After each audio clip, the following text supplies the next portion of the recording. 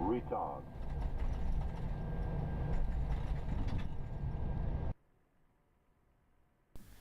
Hello, hello, hello. How are you all doing? Right, hope you're all doing well. Surprise stream. So I was lucky enough to have some flights out of standby and then had a long resting period.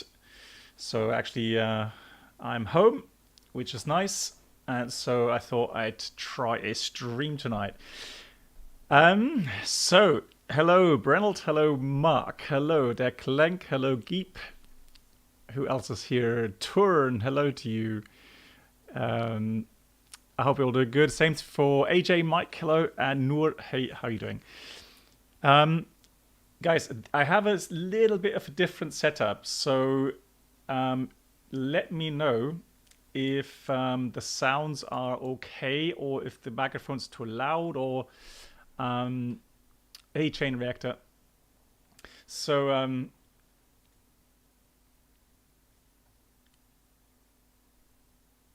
yeah, so I actually have now a nice change on my desk. Now let me see if I can show you without doing a face reveal. So as you can see here, if I tilt that a bit, I actually have now my mouse right there, on a little pad there, and I have a keyboard which now slides under the table. So that's actually really neat because I can actually sit back a lot better now, and just simply, let's see, is that working? Just simply lay back a bit more, relax, and what is nice is the mouse here in front of the throttle, so I don't have to reach over onto the desk. I have pants on, chain reactor, but I have shorts on because it's still warm here. Even though we did have some thunderstorms yesterday. Nice view of my drinking bottle there. That's better. Hey, greetings to Istanbul, Hydra, how are you doing? And Umur, hello to you. Danny, nice to see you too. How you all doing? Right, like I said, if anything's off with the sounds, so I'm actually sitting a little bit further back from the microphone, which is a bit unusual for me, because normally I sit closer to the microphone, but it should pick up all the sounds properly. So, like I said, if the sounds are too loud in the sim or the microphone gets too quiet, just let me know, please. So what are we up to? We are flying from Ankara to Van Airport, and Brennell gave me the challenge. Now Brennell, I don't know how he does it, but he finds these really interesting airports with really interesting. Hey, Chain Reactor. Okay, thanks a lot for the feedback. Really interesting airports with interesting approaches. So let me show you what I mean. First of all, if you're wondering where is that airport, so we've got Istanbul here, we've got Ankara here. It increased the overall. Well, Brennell, at the moment the background isn't on, so let me start up the aircraft and then we can see how that is going. Apart from that, the overall stream volume is fine. Because I'm just in the yellow, just a little bit below the red line, so that should be, yeah, that's the thing. So yeah, maybe try to increase the volume on your Spatrap. Hey, how you doing? Well, I'm dual streaming, so I'm on YouTube and I'm on Twitch.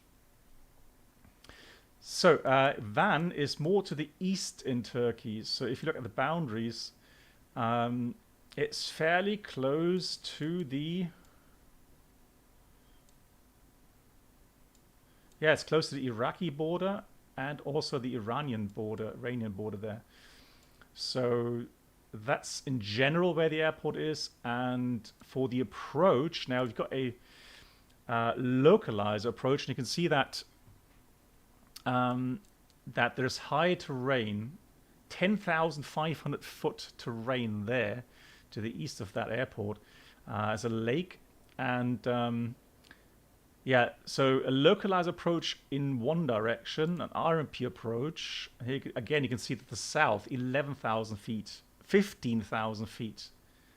Oh, so that's not the terrain, but 11,200 feet almost terrain there. That's really high. So Brennelt gave me the challenge because he wanted to see how we would fly this approach here. So a VOR, what's called VOR DME 1, it's called. So you start out over the lake, and then you fly towards the airport, and then you do a visual circling. Now, it doesn't specify a runway, and hence you can land on both runways from this point when you whistle with the runway. So you descend down to 6,900 feet. It sounds a lot, but it's actually not that high. The airport elevation is about 5,500 feet. So literally, you're going down to about 1,400 feet pattern altitude. And circling runway 21 is interesting. It's very scenic, but that gives you a little bit more room regarding terrain. If you do the circling 03, that puts you into very close proximity to that terrain to the south. So also, if you look at the way the runway is located and the runway direction, and you're coming in at a steeper angle, if you go for runway 03, you don't have much of a downwind. You pretty much go straight right into the base leg. So in both occasions, a really, really good pre-planning is required. Now, I have prepared a little file, just a little sketch. Let me see if I can pick that up. So let's see if I find it. That's my problem. I always do stuff, and then I lose it. Then it gets lost in the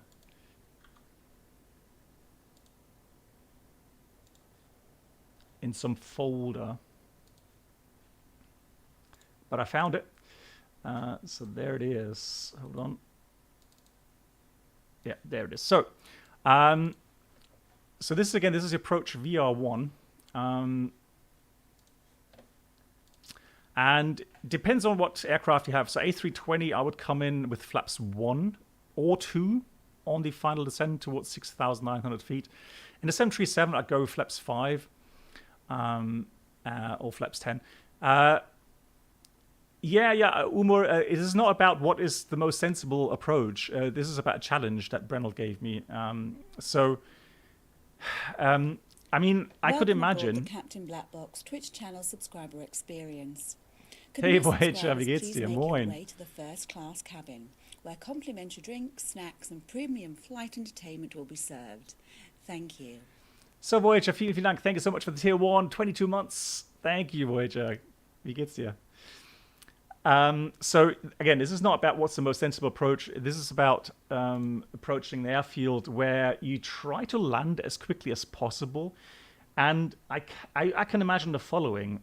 The professionals that come to this airport from the west, I could imagine if the weather is good like today, then in order to save time and fuel, they would, hey aviator, they would probably go do the approach initially on the VOR and then a visual approach, because that saves a lot of time and a lot of fuel. If you go and start flying RMP approaches, you're going to have to fly out further, steeper slope. It's not that critical. The same for this one here. That's the initial for the RMP. Yeah, like I said, I could imagine the pros actually really doing this kind of approach straight in and then circle to land. Again, this is a VOR approach much further out, step downs. And again, you can see that with the minimums, you have to ascend prior to actually reaching the missed approach point. And that's visual with the terrain, etc., etc.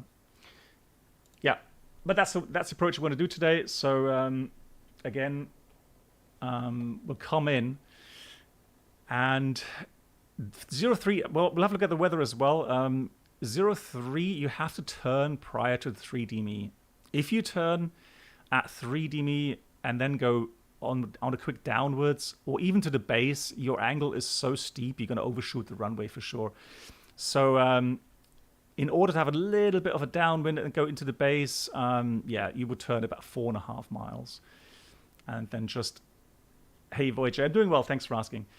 So the important thing is you have to have your aim points. And again, I would suggest the 3 miles, 900 feet above the ground. That is always your aim point. Brennel, especially for you, because you do love flying these approaches. Try to do that. Try to always have an aim point, one on the final, and preferably you want one on the base leg as well. So let's say you have like 3 miles base. You would have about 2,000, well, let's say 1,800 feet here, entry base, 3 miles offset, and then just continue on a nice 3-degree descent. The trick is, and you'll find the professionals always aiming for that kind of standard configuration, standard pitch power, because that will stabilize the approach. The things you do not want to have is at low altitude start to having to do things like level off, full power, then or even you're high and then suddenly you have to dive down, but you're limited to 1,000 feet per minute because you low to the ground, etc., etc. So yeah, again, try to be stable, trying to have those gates you want to fly through, and that really, really helps.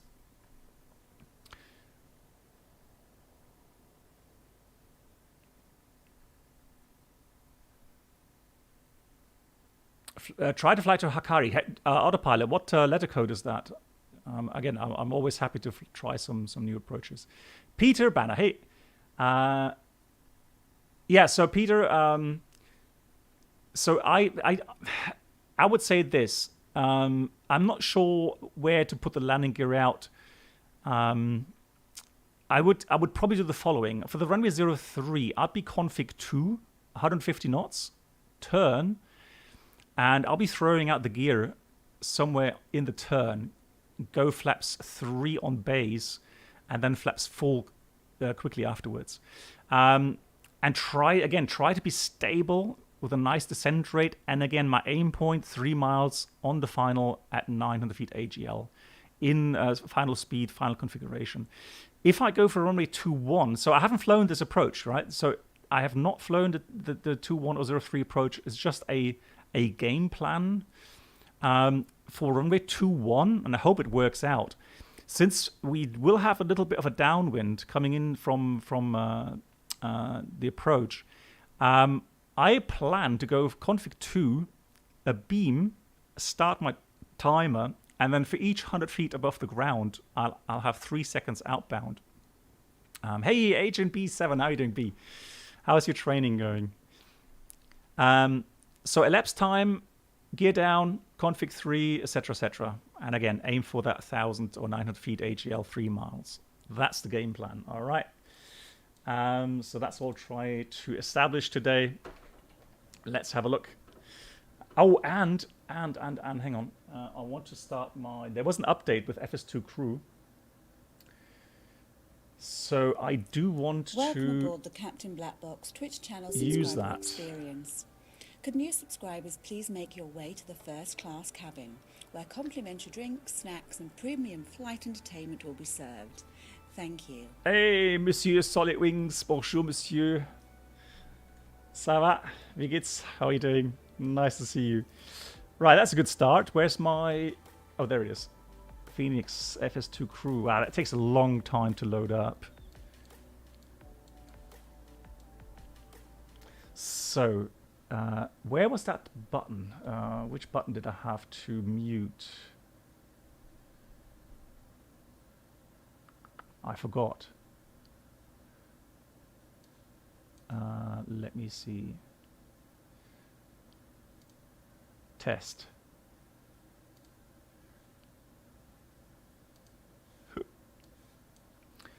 Hard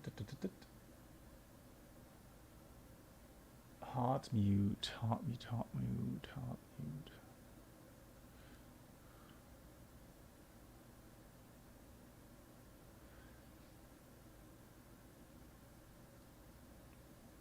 Hey, Super Grumpy and EasyJet Sim Pilot. Hey, how you doing? Agent, you're saying training got a little delayed since I was moving to the town and to the substitute. Oh, okay. Okay, nice. Yeah, all the best for that, B. All the best. Right. Okay. Let's try to remember which key I had.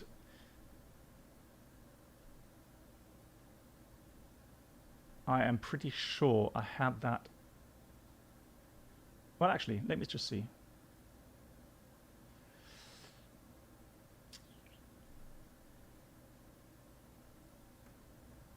So these are all the normal buttons. That's that. Ha, I found it. I've hit the flap lever. That's it. So, okay. So we've done that. And let's do the following. So,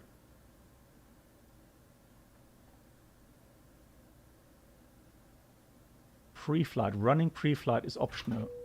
All right, there we go. Okay, I was just wondering. Here's my co-pilot. Fantastic.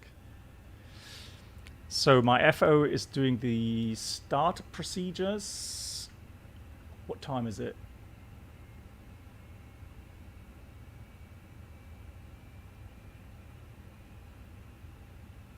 Lol. 15:21. Okay, so let's say we get airborne at 15:50.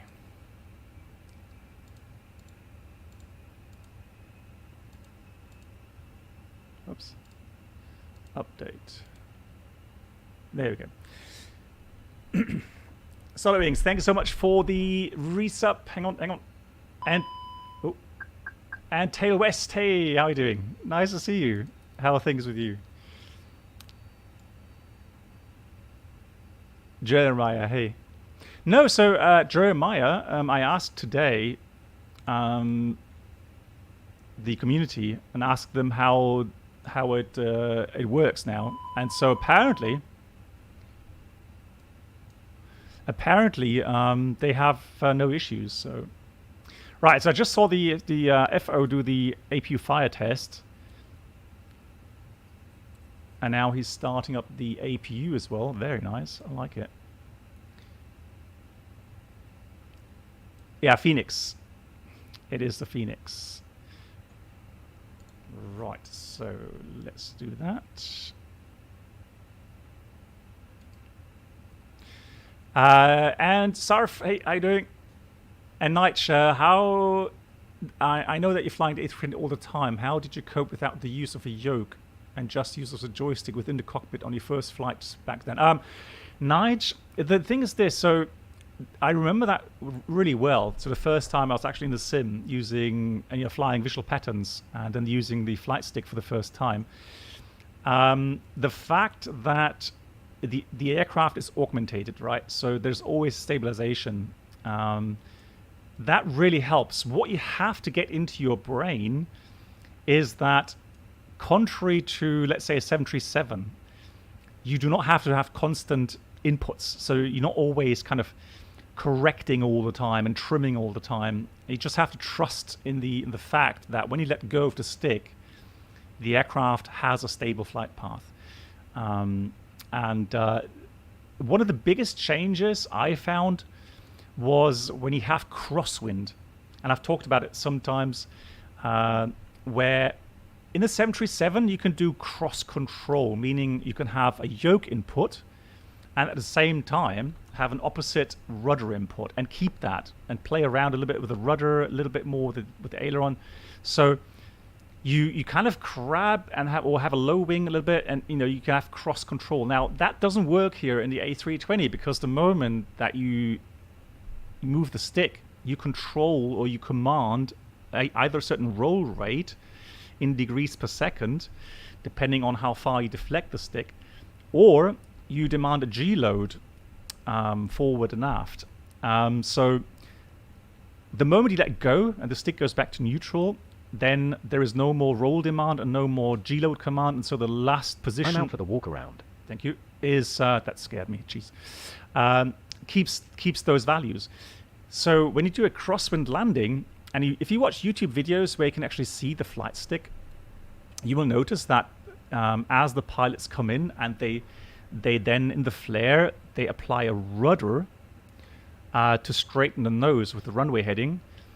It's the same aerodynamic principles apply, meaning as the nose comes, let's say, to the right, the left wing accelerates through the air and will have more lift than the right wing, which goes backwards, decelerates according to the airflow, and will have less lift. So the aircraft would roll, and so what the pilots will do is do a quick input to the left with the ailerons. Do an input, level out again, and see how the aircraft, does it with a bank. So you can have a little bit of a low wing towards the wind side, but you will not continuously hold the stick. All right, you can't do that because you will continuously roll the aircraft to the left. So that was really one of those things that were kind of a big change when I changed the A320 for me. So it's a little bit a difference, and you've got to get it into your brain. You have to get it into your muscle memory when you fly the aircraft. And when do you usually start the flare? Now it depends. So John, trust me, when you fly the real aircraft and you look outside, you have peripheral vision. You will notice, you will kind of realize how quickly the Earth is coming towards you. So you will make a little bit of a judgment, meaning that depending on how quickly you are descending, the earlier you will start your flare normally. Let's say, however, you're nice and stable, you're coming in at normal 3 degrees. I would say normally what I do and what I see other pilots do is they will start to flare at 20 feet, between 30 and 20 feet, depending again on your descent rate. So also it's technique. I know I've seen first officers have a tendency to brake very late. So let's say 15 feet. But they then will pull back a little bit harder on the stick than what I would normally do. And it's just a little bit different technique. It's not more dangerous or anything. It's just, it's just a different technique. If it works for them, it's fine. I've seen the same on the 737 where there's pilots that will flare fairly early but not so strong. And then you have those that flare late but really yank back on the yoke to get the nose up. You're going to have to try, practice, see what works best for you. Agent B in Montevideo now. Okay, Uruguay. Wow, you're getting around. My God, yeah, all the best. Stay safe. Taylor West, doing well. How are you? I'm back. No issues on the walk around. Thank you. Mark, in reverse, how do you think I would feel going back to a Boeing? Well, I'll tell you once I'm back on a Boeing. And Taylor West says you want to go back to Airbus. Lol. Taylor West, I'll let you know as well. I'm not so sure about that.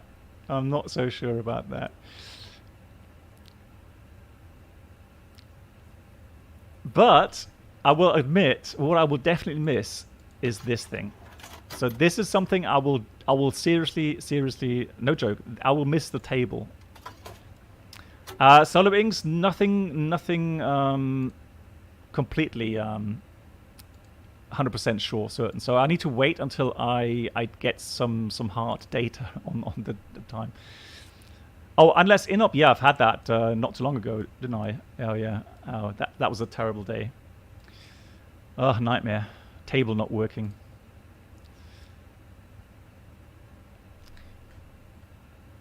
Imagine, hey, why do you enter the block fuel on MCU during pre-flight when the okay, that's a very good question.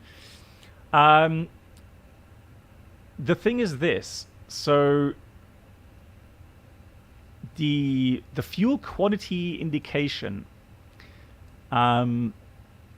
may be inoperative at some point, right? So at least that's what I have had before. Not often, but I've had it 2 or 3 times in the last couple of years. So the idea about the init page is that you enter the values as planned, and so you will get a value for the extra time once everything's completely entered with the routing, flight levels, etc., etc. And you'll compare that to your flight plan. You are correct. I mean, you could theoretically have the fuel quality indication and the simulation unit actually fill in those things for you, but I would imagine this is not necessarily wanted. It's kind of a check to make sure that your planned block fuel then equals the actual block fuel.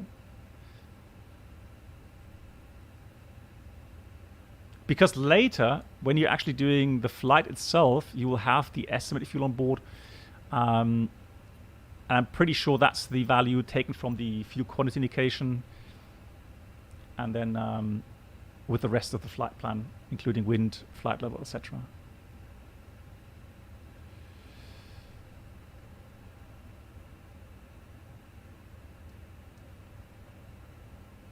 Is grabbing hard?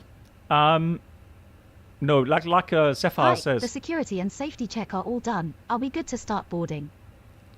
Yes, please. Okay. Right. I'm brabbling and blah, blah, blah. I need to load the aircraft. We'll do fast. There we go. Cool. No, so again, it's practice, practice, practice. So one thing with decrabbing is, what I've learned at least, is do it slowly. Unless they have an engine failure, obviously, then it's a different matter. Then you have to do it more quickly. But when you're landing and you're decrabbing the aircraft, don't kick the rudder. Try to use a nice pressure on the rudder pedal, see what the aircraft does, and then adjust the rudder input accordingly. Kicking rudders is a bad idea. That normally makes things pretty unstable.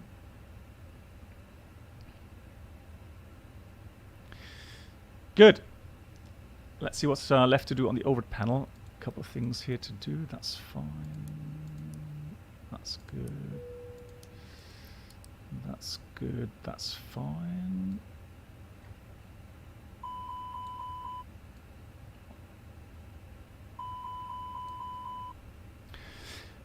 Do you think the FENIX 320 can help me better than the Flubber for my type rating? Okay, so at the moment I would say yes, simply because you have a little bit more options regarding failures. However, having said that, be careful.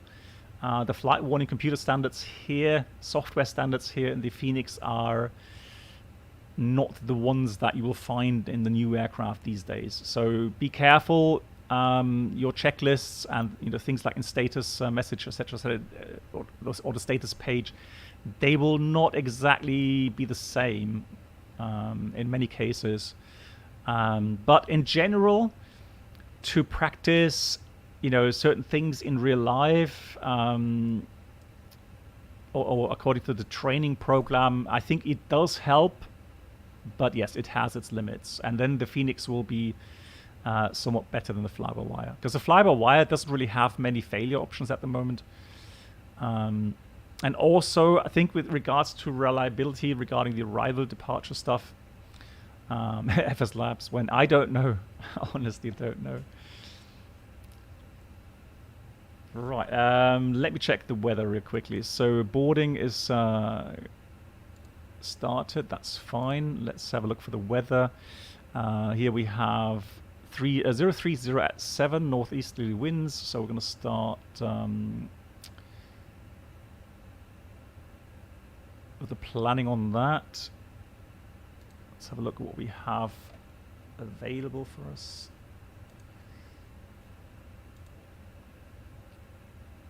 So departure was planned for 03 right. Yeah, that makes sense. And for 03 right, it was the Gobit 1 Tango departure.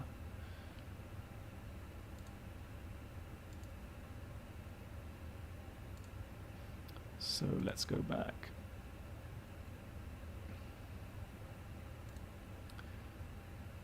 Departure. Gobbit. 1 Tango Arnav departure. So that's the departure route to Gobbit. It says 032 track to Alpha Charlie 044. Max to 30, turn right. Nazpu, then Alpha Charlie 144 at or below 130. And then turn left, a slight left turn to Gobbit. Doesn't give an initial climb. That would be given by clearance, and transition is in 10,000. Airport elevation is 3,200.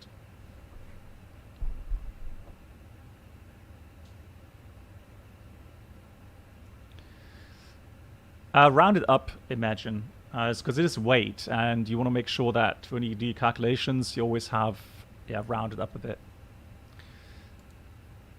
So, into the A page, alternate is Lima Tango Charlie Kilo. That is correct. Flight number. We are 57 Tango.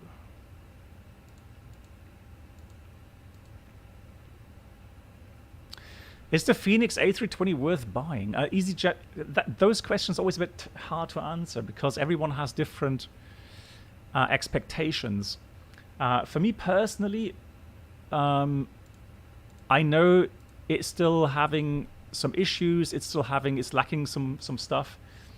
It's not complete, but that is more from a very critical kind of standpoint. The biggest things that annoy me here in the FENIX are the wrong fuel values, so the wrong fuel flow values of the engines. Also the powers or the drag model of the FENIX, meaning, for example, every engine failure, you can pull 15 degrees pitch here and keep the speed, which is completely unrealistic in real life. So in regards of realism, is it worth buying? Now, I would say for that price, yes.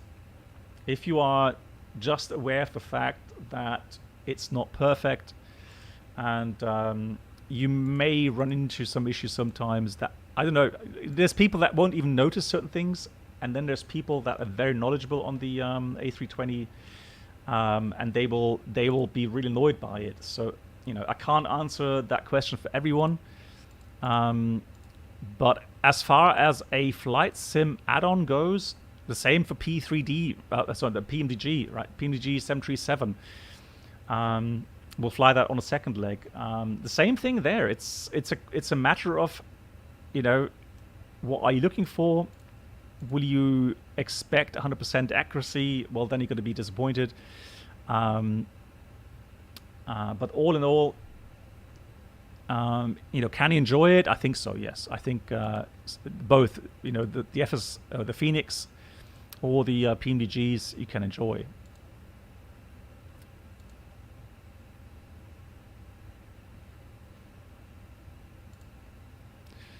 Right, so just looking over the Init A page, Init B page again. What was the block fuel? 6.1 it says there. Yeah, 6.1 is good. All right, so what I do now is I will enter the final time in tons. So 1.2 tons. I know that puts it here at 36 minutes. That's fine. And the alternate fuel we need to adjust. That's 1.1. So if I do that, then the final time, the extra time, should be about the same as it's on our flight plan. And if I look at my flight plan, although the arrival isn't finished yet, so let me just finish the flight plan page. Welcome aboard the Captain Black Hey, Box Chris YouTube Clark. channel subscriber Nice to see you. experience. Could new subscribers please make their way to the first class cabin where complimentary drinks, snacks and premium flight entertainment will be served. Thank you. Chris, thank you so much. It was lovely to hear from you, and again, all the best. I know you've been working very hard. So thanks for joining today. Yeah, and all my best wishes. So I hope that that once that special day comes, you're going to have some time off work. So arrival. Now, we don't have that approach. So all I'm going to do is I am going to go with an arrival routing, which is the BEAS. Oh, actually, let's have a look at the wind. So the wind is 320 at 6. That is all right for both runways. So we're going to go with runway 21. And runway 21.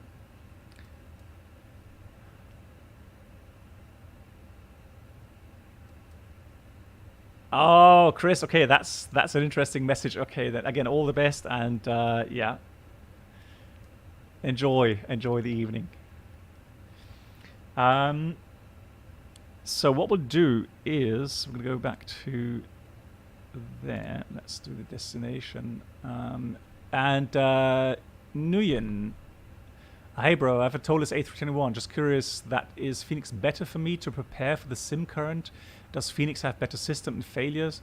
TOLUS only have 90/40. Well, so here's the thing. From my knowledge, now I do fly the TOLUS from time to time, but I don't fly it as often as I fly the FENIX.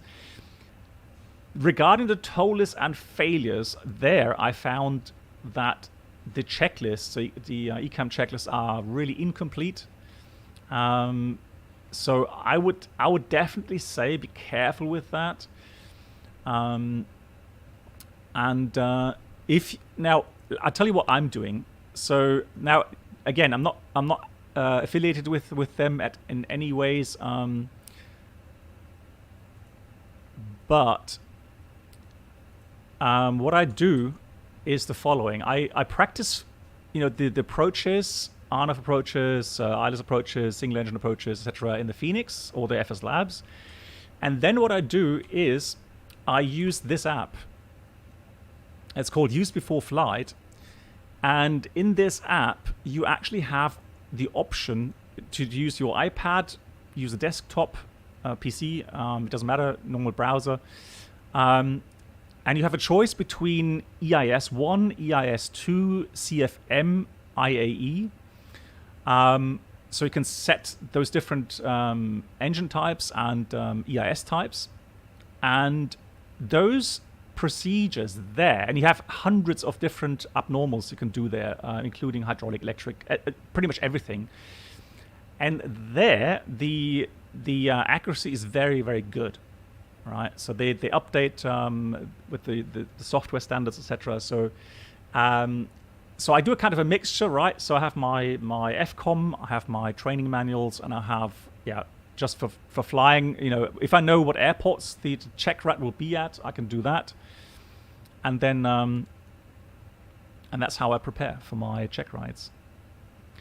Right, let's have a look. So which arrival do we want? We want to go from, if we do the approach. So again, I can't do the approach, or can't enter the approach that I want to in the FMS. And that is via Damar. Okay, so let's have a look if we can find a fix here.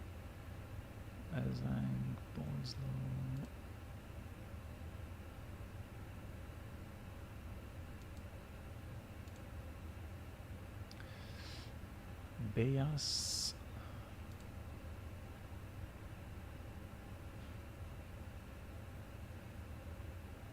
So I don't think there's an arrival that brings us directly. So there's Beas. I think what we'll do then is just simply go Beas.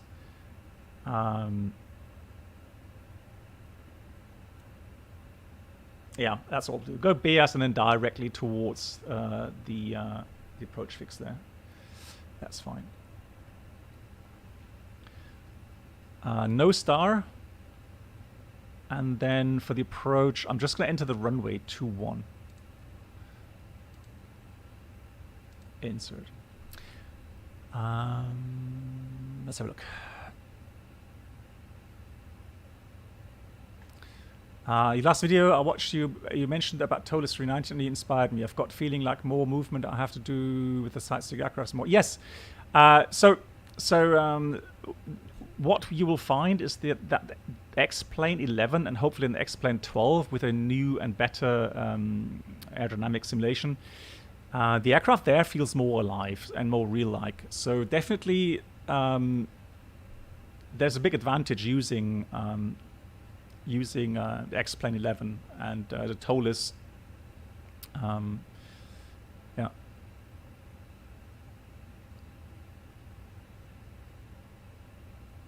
Yeah, regarding the sensitivity in the FENIX, there's a lot of adjustments you can do in the control setup. And that reminds me, I need to have control options real quickly, make sure I have everything set for the FENIX. And so for the FENIX, what I've actually done is, because there are certain things that, or certain axes that are way too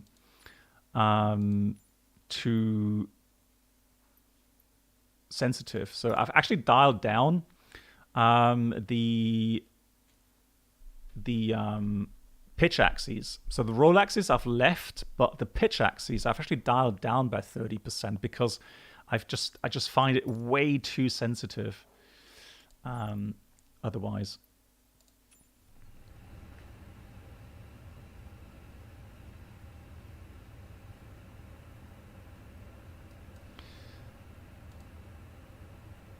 Let's have a look. Yeah, thanks. I was actually looking at the wrong charts. You're right. So the one Romeo takes us at to Dama. There we go.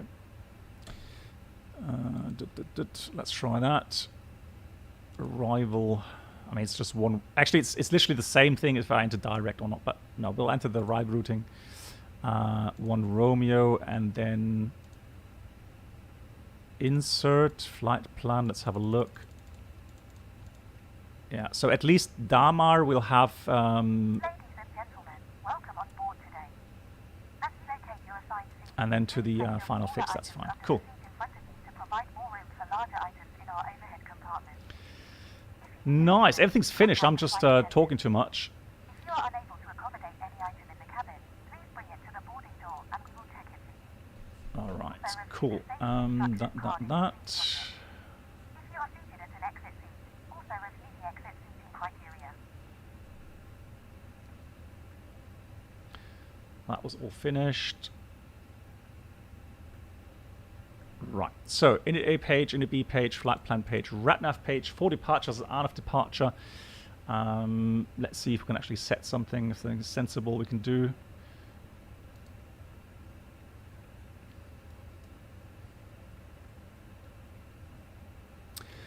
Yeah, 319 is very nice. Now, I've talked about as well with regards to 321 TOLIS. That just seems a little bit off regarding pitch and power values. Something I've literally saw right from the beginning, and that's something I didn't find too well made. So.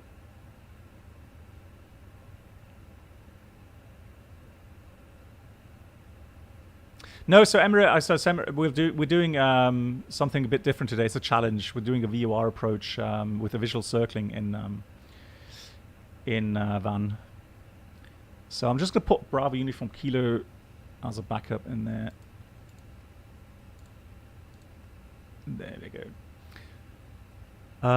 Secondary, copy active. We'll do a cricket turn to Lima Tango Alpha Charlie. Can I turn APU with external power without turning on batteries? Well, no. So, well, you can, yes. So, well, no. You need the batteries because of the control unit and the fire extinguisher. So you need to have the batteries on, but they should be charged anyways before you do anything with startup. So you put the batteries on. But no, you don't need external power to start the APU. So I303 left, no start, no via. So what will happen with the preparations? You'll turn on the batteries and you'll press the APU test. However, only the light test will come on, not the sound test. So once the APU is started and the aircraft is powered up, you're going to have to do the test again for the auto warning. So the lights will come on as a visual warning. That's as a test. but again, it's not complete until the electrics are on. So you start the batteries, do a test here, and then you start the APU.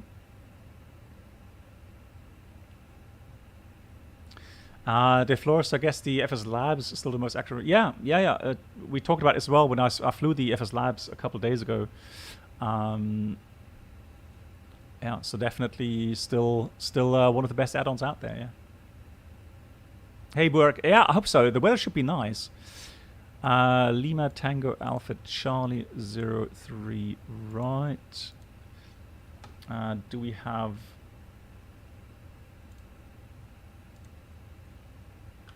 any infos for that airport? No, we don't. Okay, I need to write that down. Oh, someone else wrote down the info for the airport. Lima Tango Charlie Whiskey. Okay, I'm going to note that down. So that also is supposed to have a nice airport. Lima Tango Charlie Whiskey. Okay, I'll have a look at that as well. So fortunately, I have no info there.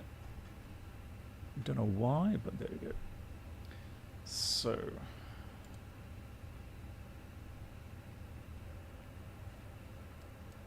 hey Yoda, Amsterdam, where's that?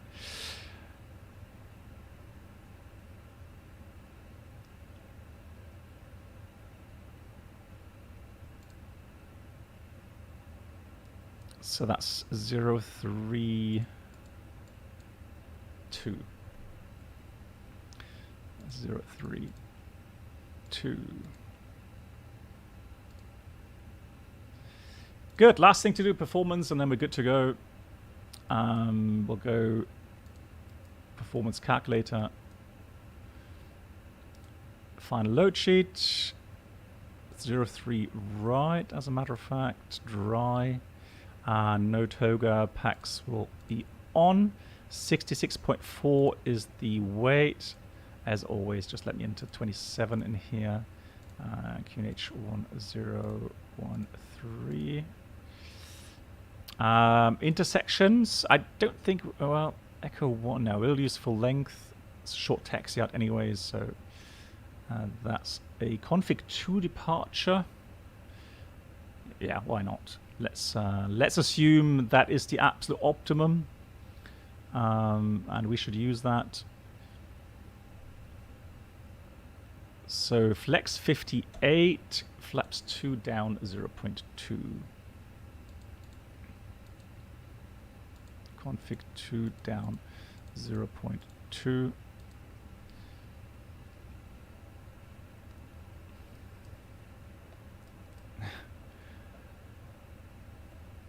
Uh, 142, 142, 144. So 142, 142, 144.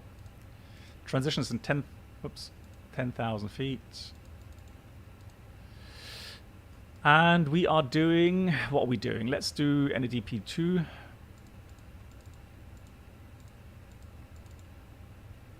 And the engine out will do in 4,700 feet. Good. Let's get the checklist. Are you ready for the departure brief? Are you ready for the departure brief? Go ahead. So, we are going to fly the runway 03 departure full length called Gobit 1 Tango. First altitude will be 9,000, so let's say ATC cleared us 9,000. This sector on our departure route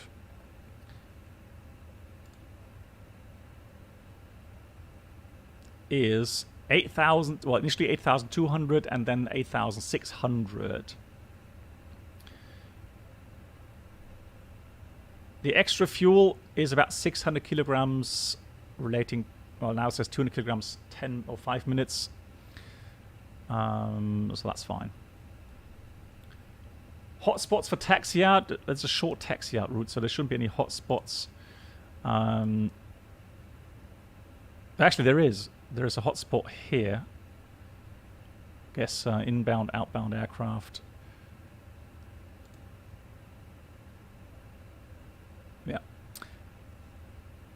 C109. I'm curious to see what it says.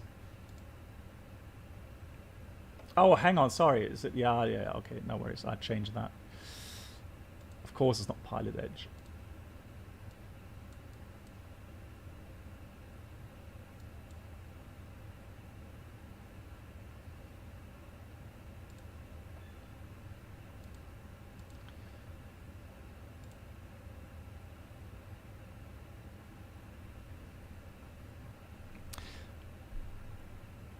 Oh, sorry, Brennel. No, I haven't. Yeah, that's something I forgot to do.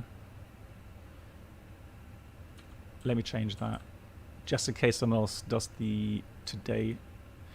Yeah, it's a bit annoying, isn't it? It's a shame that we can't use the bot command anymore to change the title, because that really helped.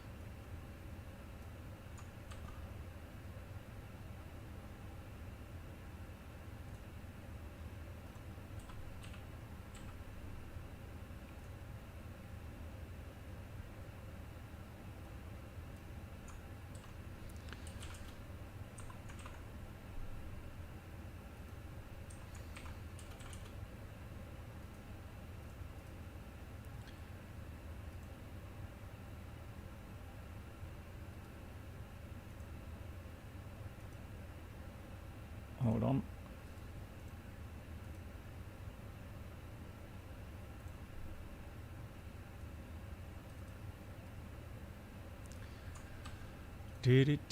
Yeah, sorry for the delay.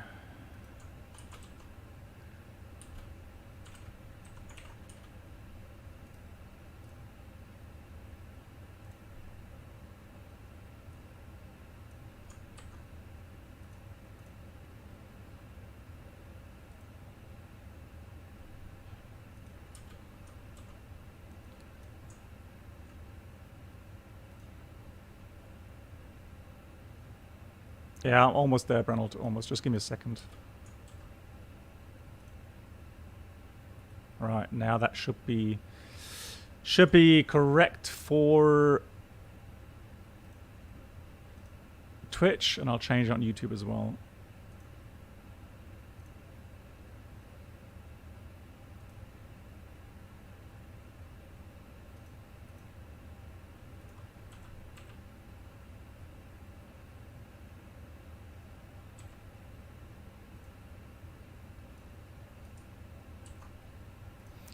Right, okay, that's changed.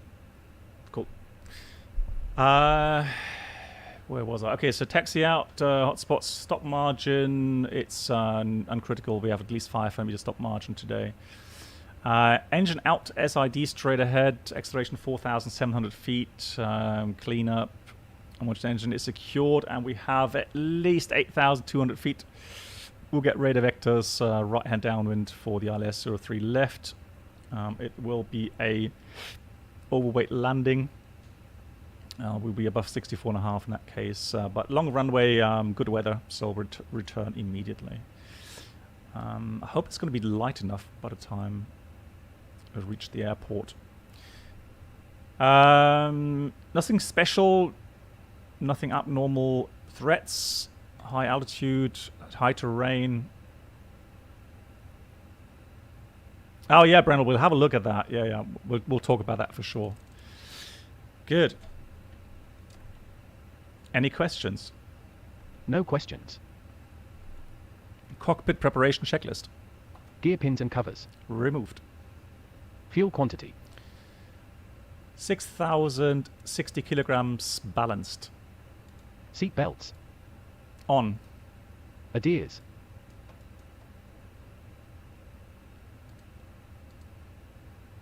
NAF. Baro ref.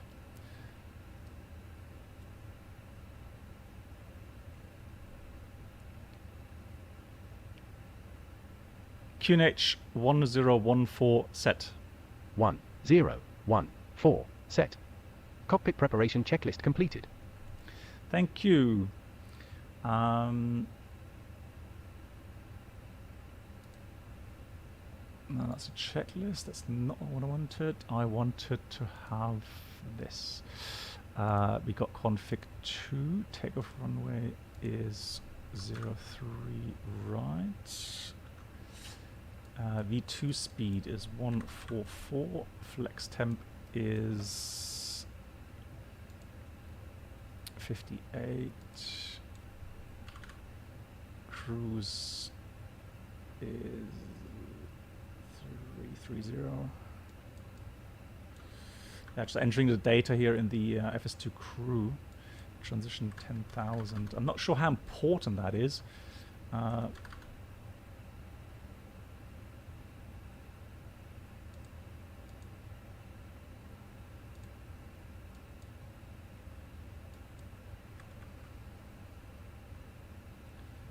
Right. Hey Ting Mai, how you doing? And do you use in real life RTA to be on time? No, no. Well, we don't. I mean, there may be some people that that see it as important, but no, we don't have any procedures on that, and so we don't. Let's have a look at mass and balance. So the final figures were 66.7, and so 66.5 for takeoff. 60.6. Okay, then let's have a look at the ATSU load sheet.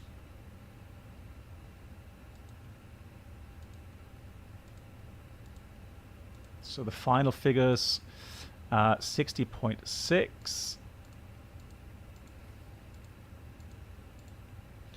And the trim is 30.9. Is there a fuel weight? 6.1 block is fine. 66.5 for takeoff, and the trim later 29.3. That should be about down 0.2. Yep, that adds up. Fantastic. Hey, Pilot Wizard, how you doing? Right, so happy with that. Happy with that. Then let's do the rest of the items. So we've got our clearance. Actually, let's take that off first of all. Beacon goes on. I'm just going to check, of course, that the doors will be in flight, so doors armed. But for that, let me just take out the chocks, ground power, etc. Connect the tug. And there we go. Now that's all set. 2000. We are in VATSIM. I need to remember to do my calls.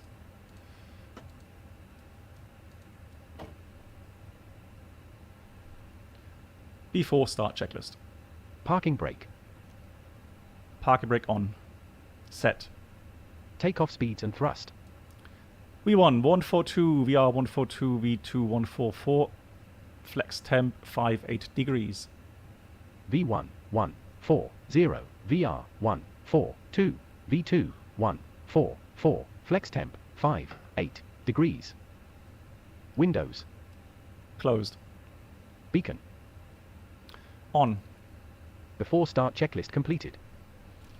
Very nice. So, towbar connected. Release parking brake. Brakes released. And 22.8.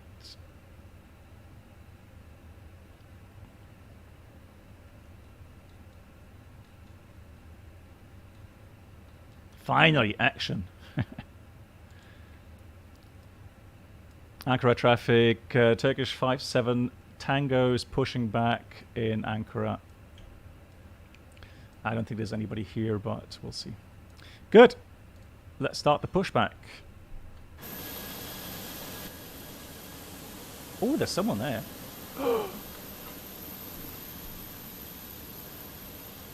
Whoops.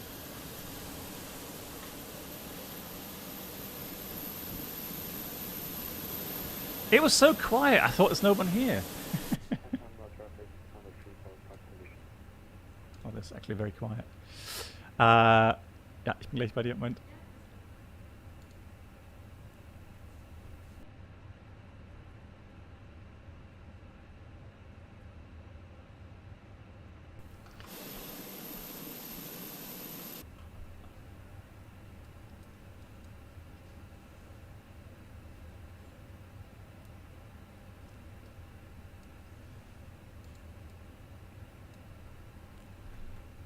Starting engine 2.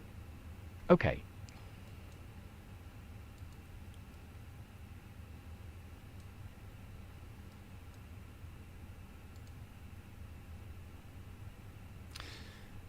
Justus, yeah, they do. Yeah.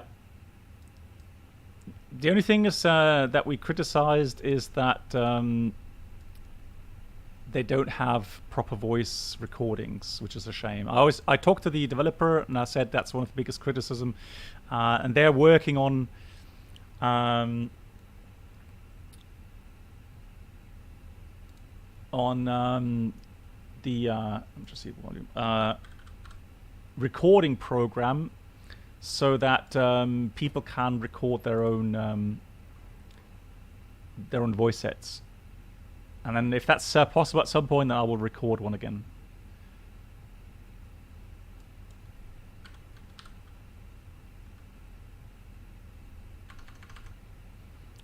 Just need to adjust the volumes. Where's my...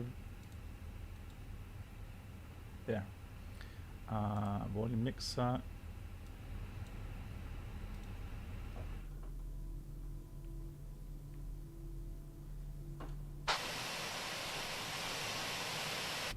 Lol, why is there two tow trucks? God. Go away, please. Lol. One is enough, thank you. Starting engine 1. OK.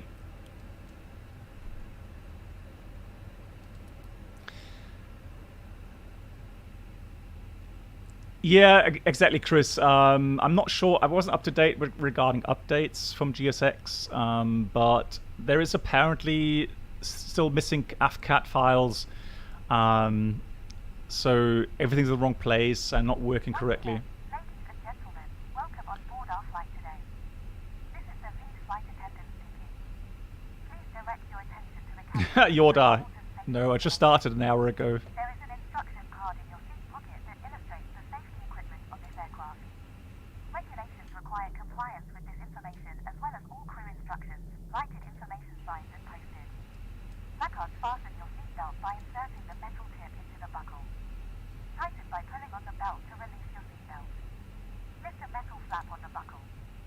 It is our policy that you keep your seatbelt fastened at all times while seated.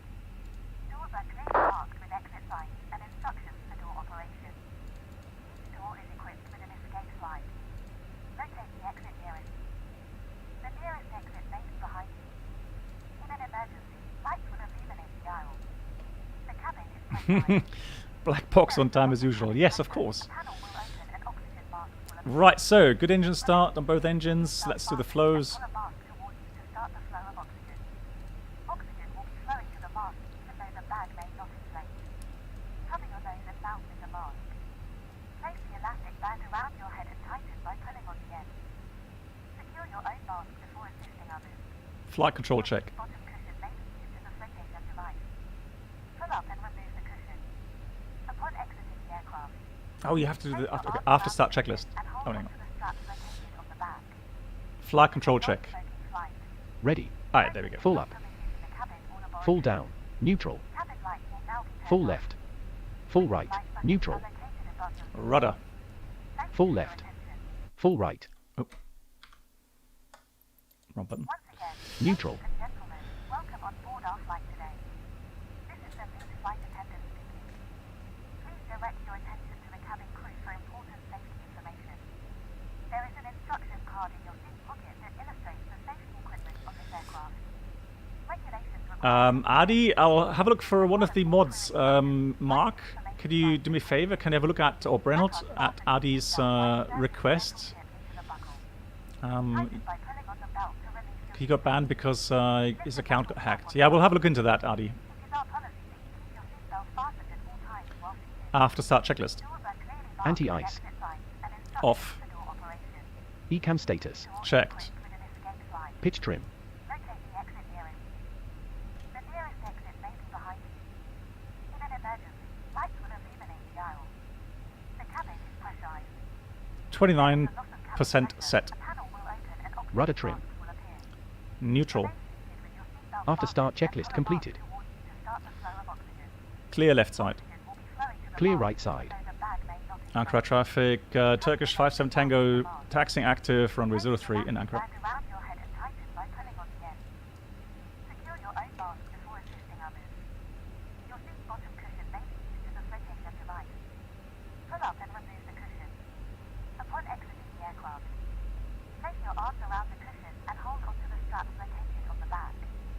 This is a non-smoking flight. Smoking is not permitted in the cabin or laboratory. Thank you, Brenold. Cabin lights will now be turned off. Brake check. Buttons are located above your seat. Pressure Thank you for 0. your attention.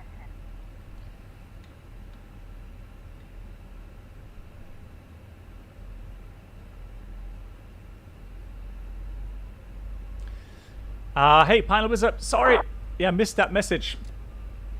You passed your ATP ride and the Embraer 17190 type rating. Yes!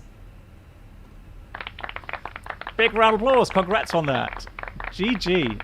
I'm sure Yorda will be especially happy to hear that you've got an Embraer type rating. Pilot Wizard, congrats on that. Perfect. And thank you, Brendel, for reminding me there. Yeah, I totally missed that that message. Wow, exciting times. And I expect, well, since you have an Embraer rating, you have an offer, or you're already employed somewhere?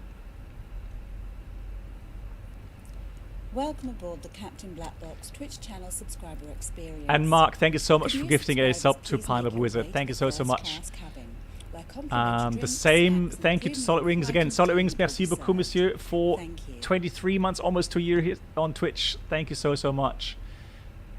And Brenold, also thank you for gifting a sub to Der Klenk. Thank you so much, guys. With FS2 crew, do you need to push to talk? So what I have, we can do different things. You can have hot mic, you can have push to talk.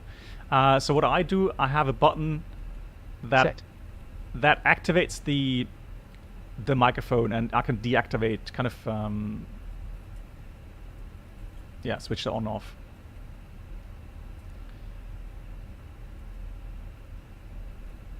Taxi checklist. Flight controls. Checked. Checked. Flap setting. Config 2. Config 2. Radar and predictive winds here system. On. Checked auto. Set and checked. Engine mode selector. Normal. ECAM memo. Takeoff no blue. Taxi checklist completed. All right. Thank you, Brenold. Thank you so much. Good. Reaching the full length. Alpha 03 right.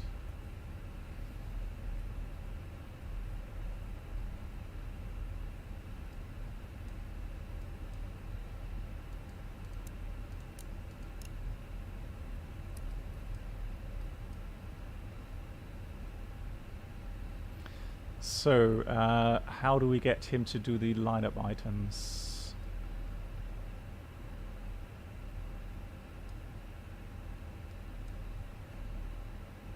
Lineup checklist. Takeoff runway. Confirmed.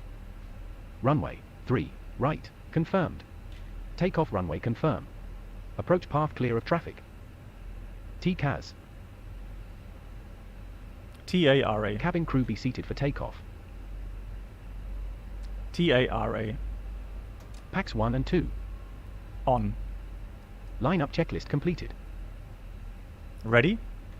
Ready.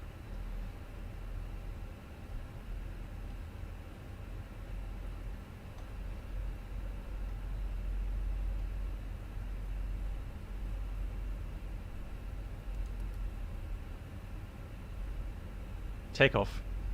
Check.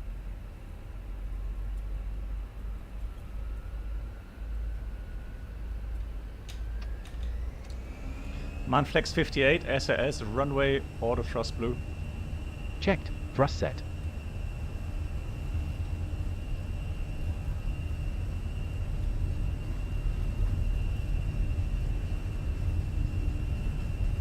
.100 knots. Checked.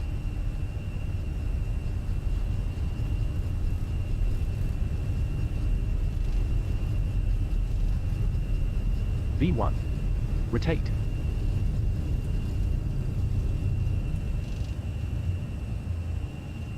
Positive climb. Gear up. Gear up. Nav.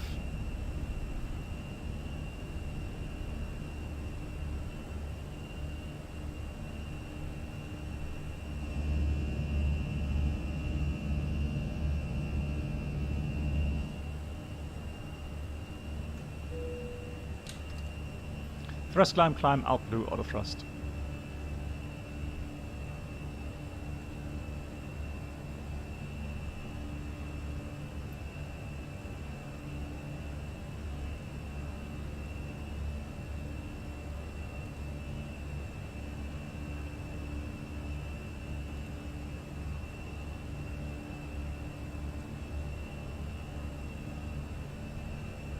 Flaps 1. Speed checked. Flaps 1. Oh, they've changed that. He's now confirming. That was something I've complained. Heh? Why is it going in track? Excuse me. Nav.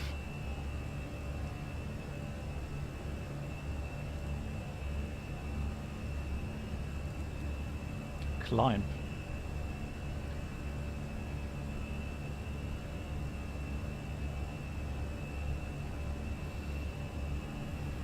Wow, the scenery. Beautiful. Speed checked. Flaps 0. I didn't even say that. Lol. I said nice scenery and you said flaps 0. What?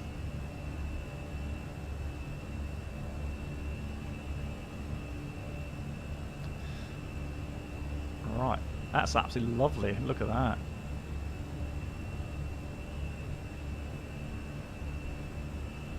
Nice 30-degree bank turn.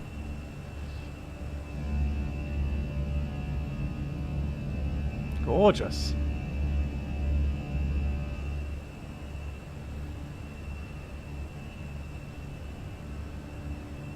Yeah, exactly. Scenery checked. Flap 0. Lol.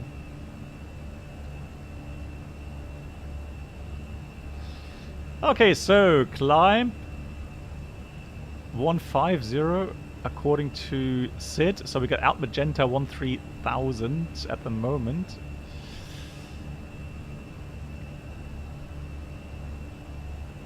FS2 crew, it's called. FS2 crew. Autopilot 1.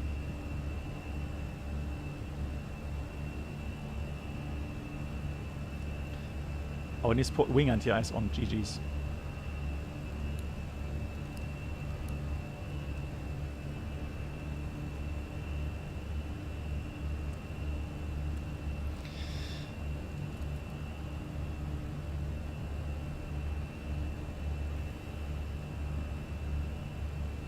So normally we wait until 10,000 feet above the ground to start doing the... that's incredible. The 10,000 foot flows, but there we go. Set standard. Standard cross-checked. Passing flight level 104. Now. Checked.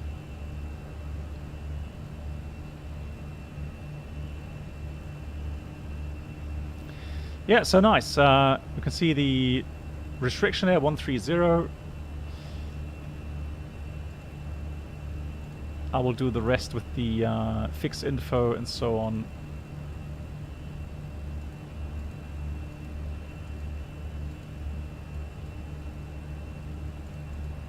RATNAV clear. Secondary copy active.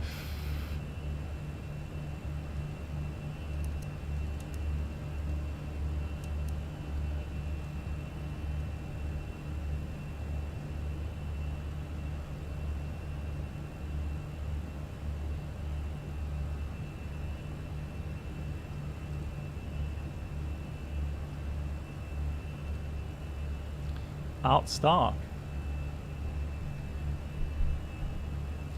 Yeah, Umur will change the lighting a bit. Yeah, I do want to have a little bit of a daylight conditions so we can see the scenery. Yeah, definitely. Don't worry.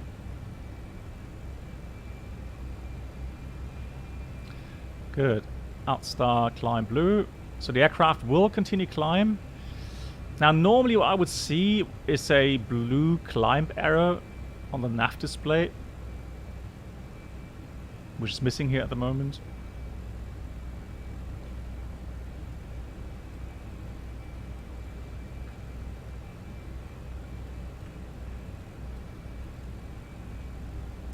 Samantha Fredson, hey, how you doing? Pack, hey.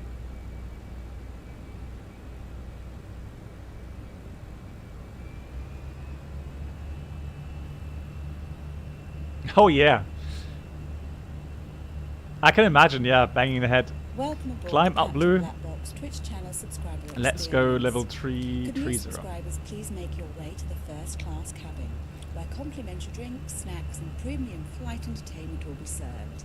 Thank you. Seatbelts off.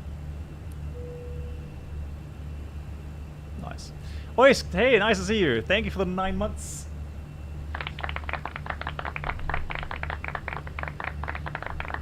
Thank you so much for the continued support. How are you doing? Thank you so much. Eternal, also to you. Good evening. Right, I will change the daytime just a tad again, so that we have a bit better view of the scenery.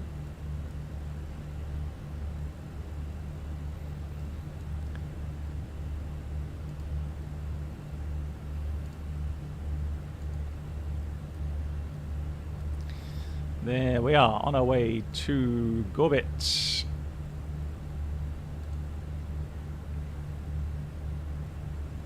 Hoist, how you doing? Thanks for the 9 months.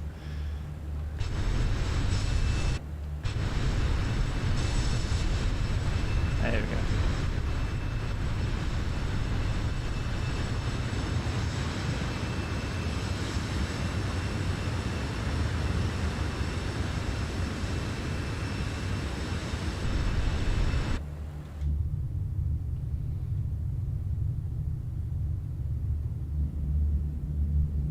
Brilliant.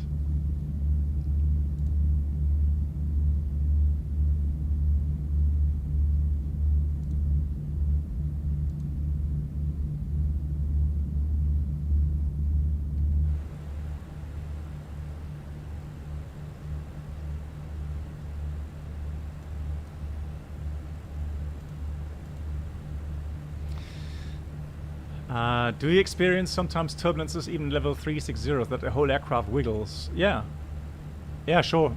You know, you can hit turbulence at any altitude.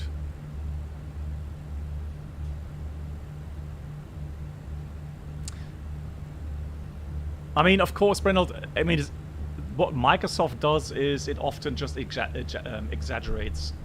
Hey, Philip, how you doing?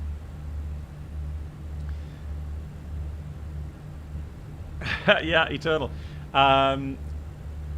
Yeah, I'll try to fit in another mission very soon. So stay tuned on that.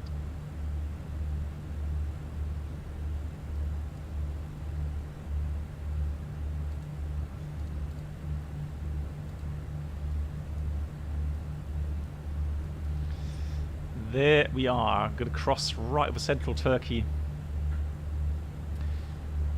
No, it never worked over the last 3 months, Brennald. So it's not broken again. It has not started working because Boodle is not answering to my messages. Like I said, I don't know exactly what's happening, but I imagine he's very busy.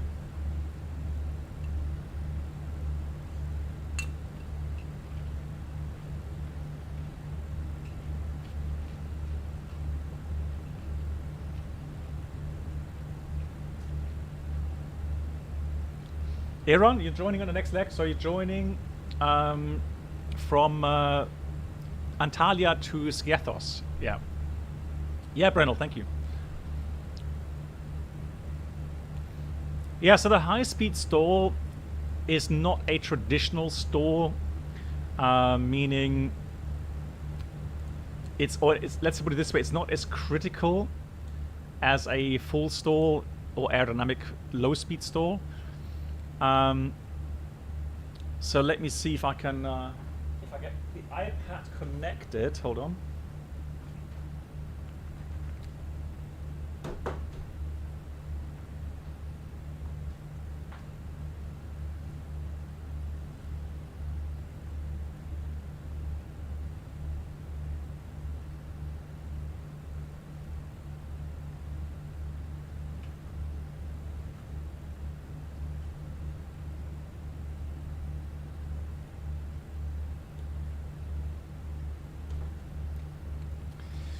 So let's see. Dup.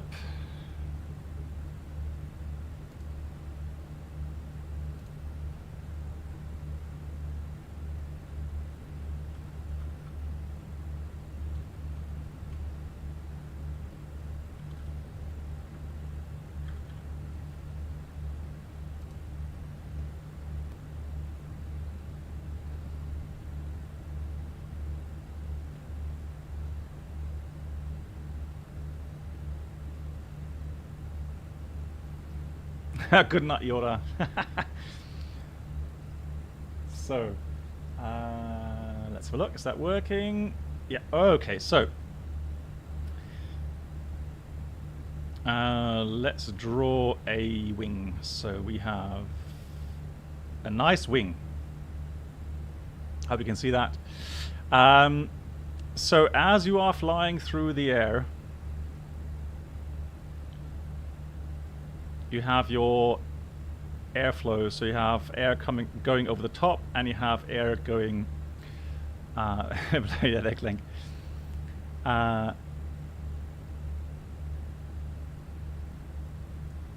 When you say flight level or feet altitude, okay, so below transition altitude or transition level, it's altitude in feet, so altitude, and above the transition altitude, so when you're in transition level area, then it's flight level. So the air that goes on top of the wing is accelerated because of the shape of the airfoil.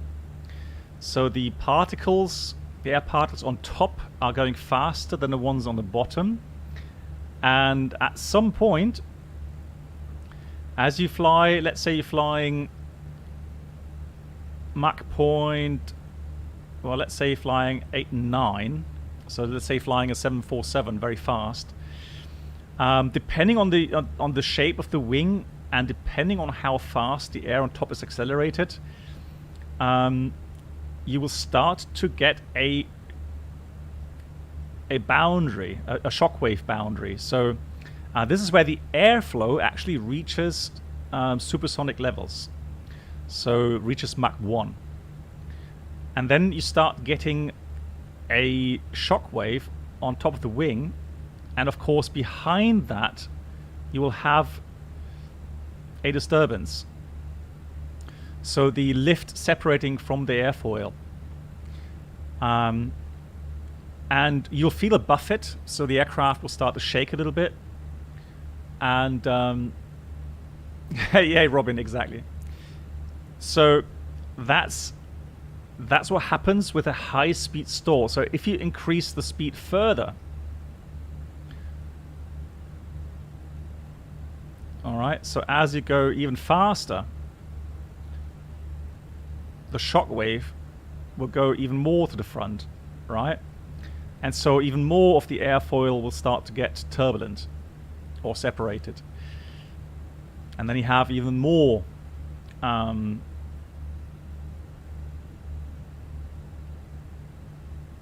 buffets on the aircraft. Now, I know that I've done a file somewhere regarding performance. So aircraft performance. Let me see if I find it quickly. Because somebody just used the term coffin corner,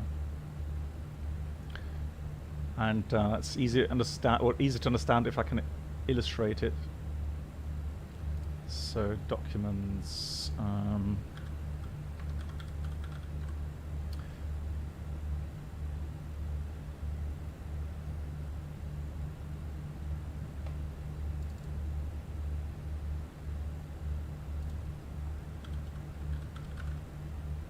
In-flight performance. There it is. Cool. So, welcome aboard the Captain Black Box Twitch channel. Hey, Luke. Experience. Nice to see you, Luke. Could new subscribers please make your way to the first class cabin, where complimentary drinks, snacks, and premium flight entertainment will be served. Thank you. Thank you very much, Luke, for your subscription on Twitch. 27 months. Good evening. Finally, time to catch a stream again. Hope you're well. Yes, I am. Thanks, Luke. Hope the same for you. Right, so here somewhere in that document, I have described something about Coffin Corner. I'm pretty sure that's where I have talked about it. There we go. So, so the low speed buffet is where the angle of attack increases as you slow down and you try to maintain altitude. The angle of attack increases until it gets over the critical angle of attack, and again you have a separation of the lift from the airfoil, and then you have a low speed buffet first of all, and then if you continue slowing down at some point you get into the stall. You're going to stall the wing so there's no more lift on the top of the wing, and then that is actually more critical. So at a certain lower airspeed, the higher angle of attack will cause a flow separation where the separation point fluctuates quickly, causing a buffet. And this is a clear indication that the angle of attack is increased further, a complete stall, where almost all of the airflow separators will follow. So here's the high-speed buffet again. So it's a critical Mach number. A shockwave appears on top of the wings, which also creates a buffet by oscillating quickly. Even though it might feel like a little stall, there is no separation of the main boundary layer contact, however. So a small speed reduction will stop the buffet quickly, and the airfoil is completely normal again. Now, if you look at the airfoil style, so conventional airfoil has a very strong shockwave, while the transonic airfoil, the ones you'll find on the Airbus, actually has a relative small shockwave. So it's actually less prone to have the high-speed buffet. It will have it, but not quite as badly. Yeah, Coffin Corner, there we go. So you have the curves for the low-speed buffet and the high-speed buffet. So here's the axis for true airspeed, altitude. So as you climb up to higher altitudes, because of the less dense air and the behavior and the colder temperature and the behavior of the Mach number, you will get to a point where the difference between the low speed buffet and the high speed buffet becomes very small, and that's what's called the Coffin Corner. So any larger speed disturbance can cause the aircraft to either get into the high or low speed buffet area, and where the high speed buffet is the one with the less risk. As a conclusion, we can say that flying at high operational altitudes for given aircraft weight does pose some risk regarding a stable flight path. As long as no larger speed disturbance occurs, it's all good. However, if turbulence are reported at those performance limited altitudes, pilots should avoid them and allow themselves more margin by flying at lower altitudes. If you fly, let's say, a 747 in the sims, or maybe later we can have a look at the 737 as well, you will see these yellow bands. So here in the A320 we have a VLS band coming, so the yellow lines on the speed display there. But also on the 747, for example, you will see that coming down from the MMO, so maximum Mach operating speed, or the VMO. You will see that come down, even an increase as you climb up towards that critical altitude, and at some point they will show to you a very small margin. Now, if you're flying straight and level and there's no speed disturbance, it's no problem. If you fly a 25-degree bank suddenly, or even a 30-degree bank, you will see the lower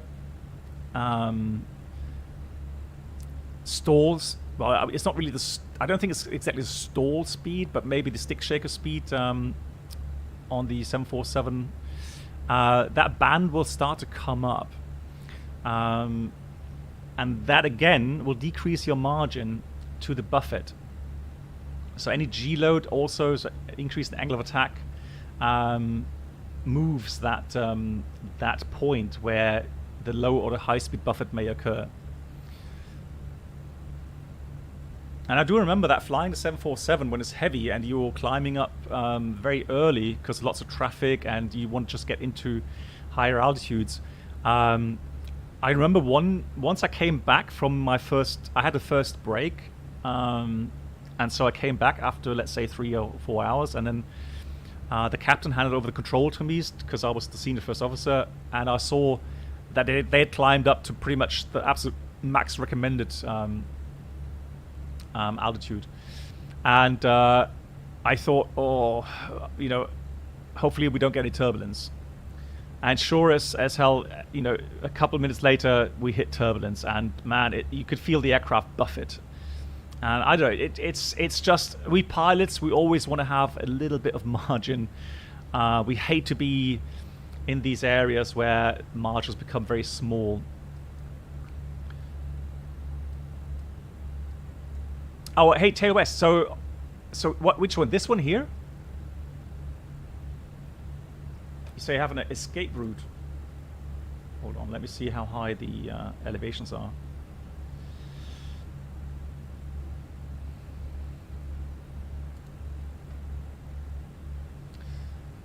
Golf Echo Mike to Bravo Uniform Kilo. So the Bravo Uniform Kilo is behind us or in front of us? Hold on. Yeah, it's behind us. Let me see if I can find that on the chart here.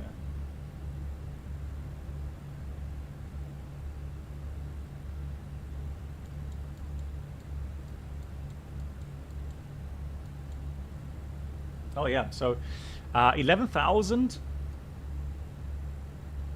as a grid. Okay, that's interesting.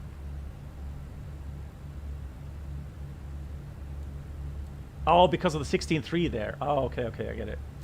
Yeah, so what Tail West is referring to, by the way, if you don't know Tail West, he is a real-world A320 captain as well. Is actually a training captain, very knowledgeable, very experienced, and so what he's referring to is the fact that if you fly on airways and areas where you have a very high grid altitude, so much higher than 10,000 feet, then you may not get down below 10,000 feet within 30 minutes. Or let's put it this way, you need to make sure that you have a escape routing, you have a plan in case you have a rapid decompression, for example. You need to descend down to below 10,000 feet within 30 minutes. That's a legal requirement.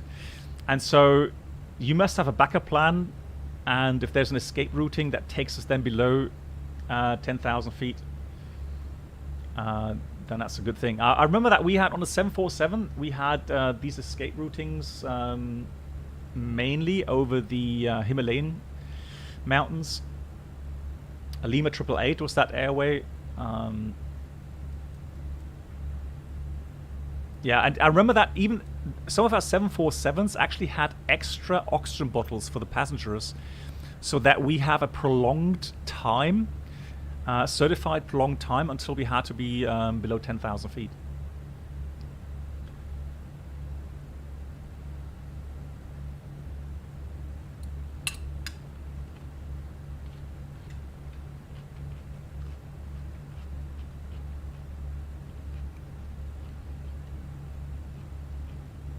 What, you have extra oxygen bottles, or you have...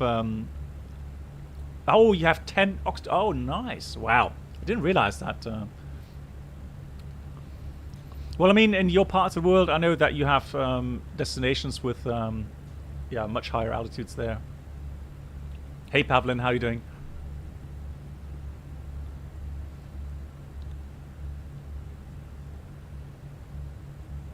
Oh yeah, sure. So Barris, I love these questions because again, it gets my brain to pull up these infos or maybe refresh my memory.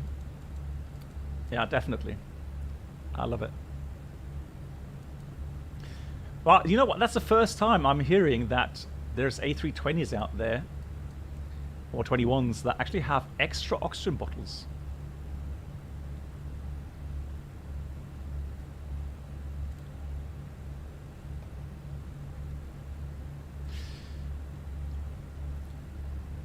Samantha, sorry. You're flying a sim around Mexico. Nice. That's a lovely area to fly around in, yeah. I need to go back to, yeah, South America at some point as well.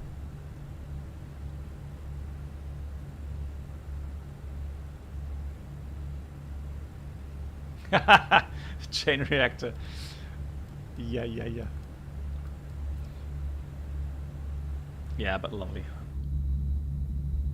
And again, I think what's misleading is the fact that you're looking down and you will look and see, well, you know, you would say those mountains aren't very high, are they? Well, difference isn't very high, but the overall elevation is quite high.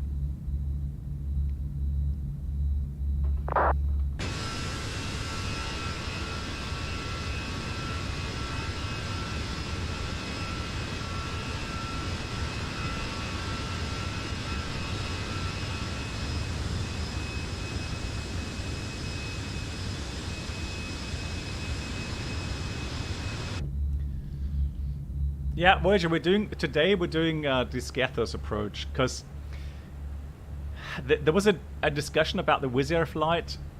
I'm sure you all saw that video coming very low over the beach area.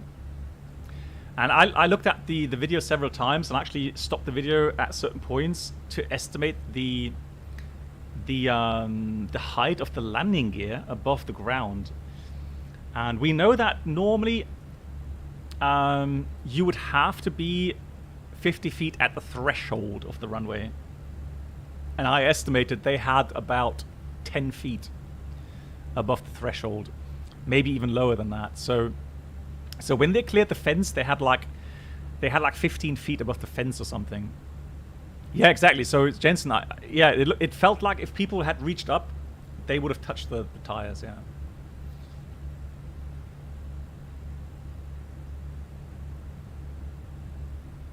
Yeah, Oliver, yeah, so on the overhead panel you do have a high landing altitude switch there.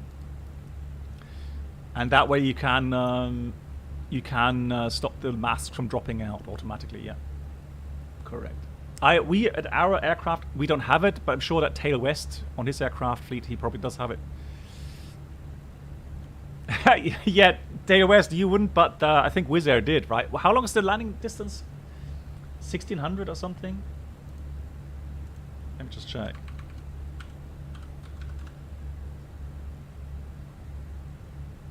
Yeah, my memory serves me correctly. It is 1570 one side, and the other one is 1628. That is not a lot of landing distance available. I know. I don't know how they do it. 757, those poor tires and brakes. I mean, blimey.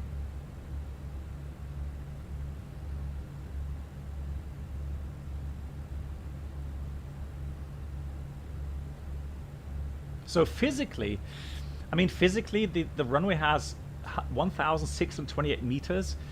So if you look at the touchdown point, 300 meters in, you have like 1,300 meters available to stop the aircraft without flaring, really. So you would have to hit the touchdown zone markers at 1,000 feet. Welcome aboard the Captain Black Box Twitch channel subscriber experience. Yeah, exactly, Taylor West. Then have fun with the charts, trying to establish the brake cooling times. Thank you. Hey, Captain Kojak. Thank you so much for the 8 months. Welcome back. Thank you so much.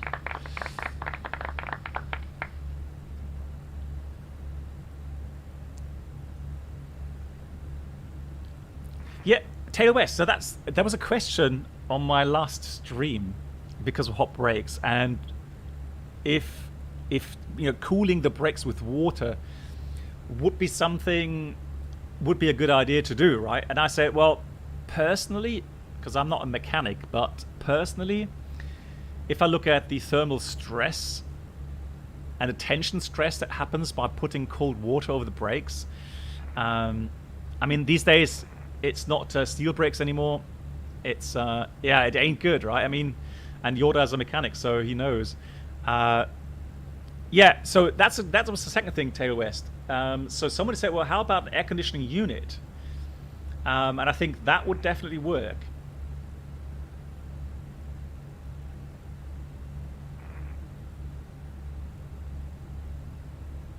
Yeah, yeah, exactly. So that, in relation, so let's say that the air coming out of the air conditioning unit is like, let's say 20 degrees Celsius. Yeah, that definitely works, and maybe it's not as aggressive than pouring water over the brake discs. Yeah, DeFlores, that's what I mean with the tension. So thermal tension that happens on that. Nige, on a lighter note, have you been anywhere nice this week? This week? Well, I've been to Milano. No, but apart from that, the week before I was in Salzburg, which was lovely. I was in... where else was I? I was in Madrid. I was in Bilbao, which was nice.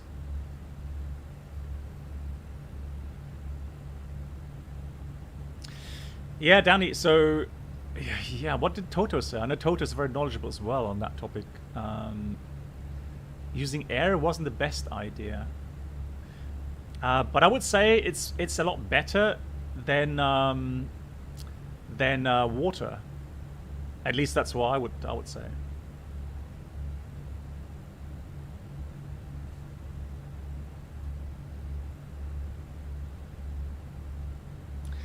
Pavlin, you're scared doing challenging approaches. Honestly, the only approach I can do is attack. Well, you see, Pavlin, that's the thing. Practice.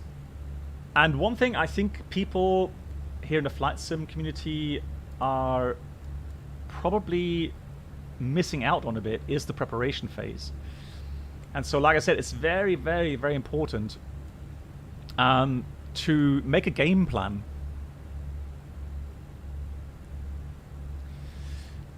Yeah, but Taylor West, you have the limitation 300 degrees Celsius on takeoff, so 300 Celsius or below. So you need that at least, and yeah, and afterwards, yeah, sure, you can leave the gear down for a while. So again, guys, you need to make a game plan, because if you don't make a game plan on these challenging approaches, you're going to be probably too fast. You don't know exactly when to look where, when to start timers. You need, like I said, you need some gates, game plan and gates to fly through. And even then, of course, because these approaches are challenging because they're non-standard, they're close to the ground, they require turns to final a lot closer to the runway. We're not used to that. It's not our normal way of flying. So game plan is really, really, really important. So strategy.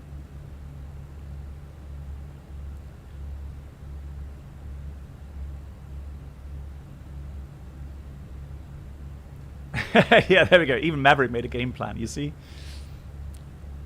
Yeah. So for me, again, I have not flown the approach into this airport yet. So this is the first time for me as well. It may go wrong. If it does go wrong, then I've messed up something, either in the game plan or then later in the execution. One thing we know is that we're not authorized to circle clockwise between 040 degrees radial and 210 degree radial. All right, so we need to circle west of the airport. There's a lake there. So you have your strict procedures, so the instrument procedures, and for the VOR approach that we're flying, there's a strict plan, meaning we'll fly inbound on the 090 degree radial towards the van VOR. We have altitudes we have to maintain. So we step down 9,000, and then from Damar we'll descend down to 7,500 to 60 me. And again, the airport elevation is very high, 5,500. Yeah, chain reactor, that really helps the passengers, especially those that are afraid of flying.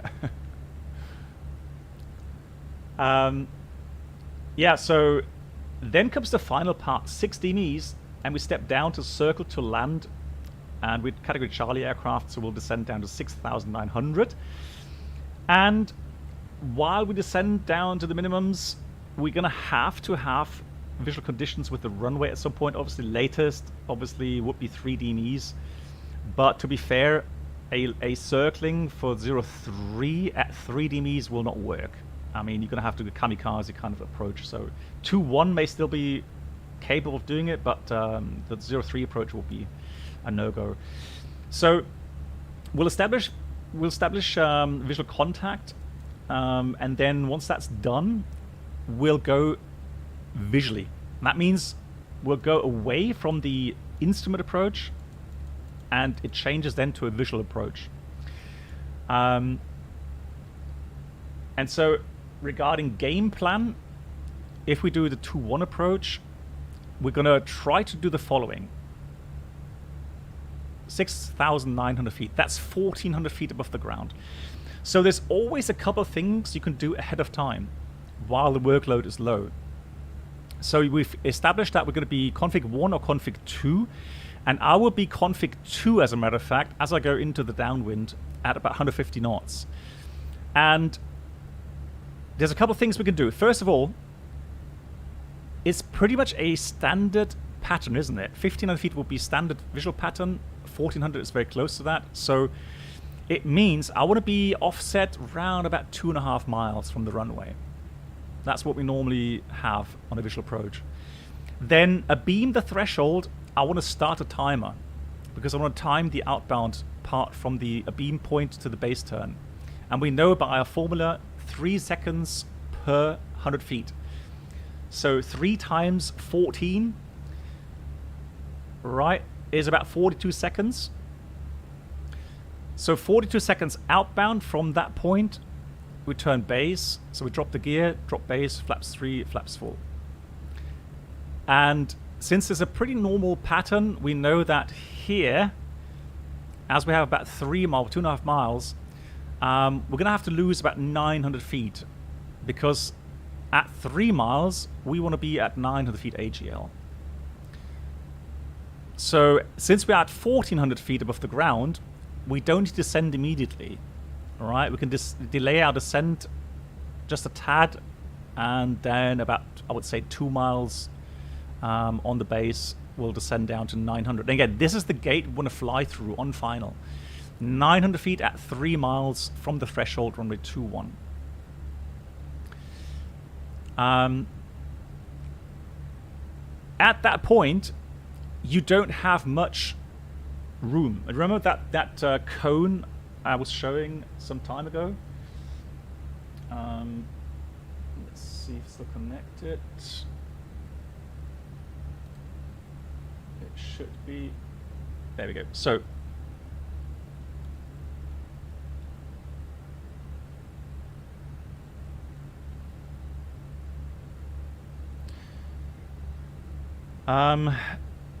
so as you approach the runways, let's say here is the runway.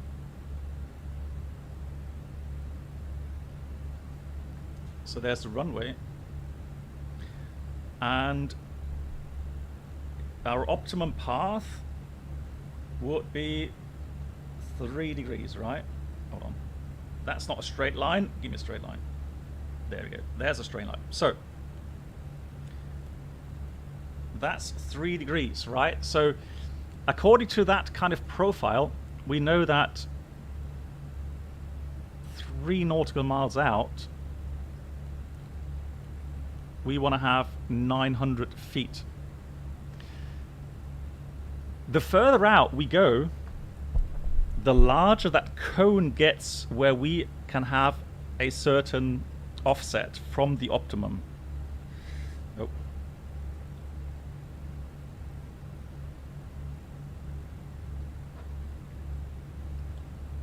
Hold on, stay with me. There we go. So we can see if we turn final and we're a little bit high, let's say we're at 1,200 feet here, we'll probably see 3 white, 1 red. That way we can descend down a little bit steeper within our limitations. So below 1,000 feet height, it's 1,000 feet per minute.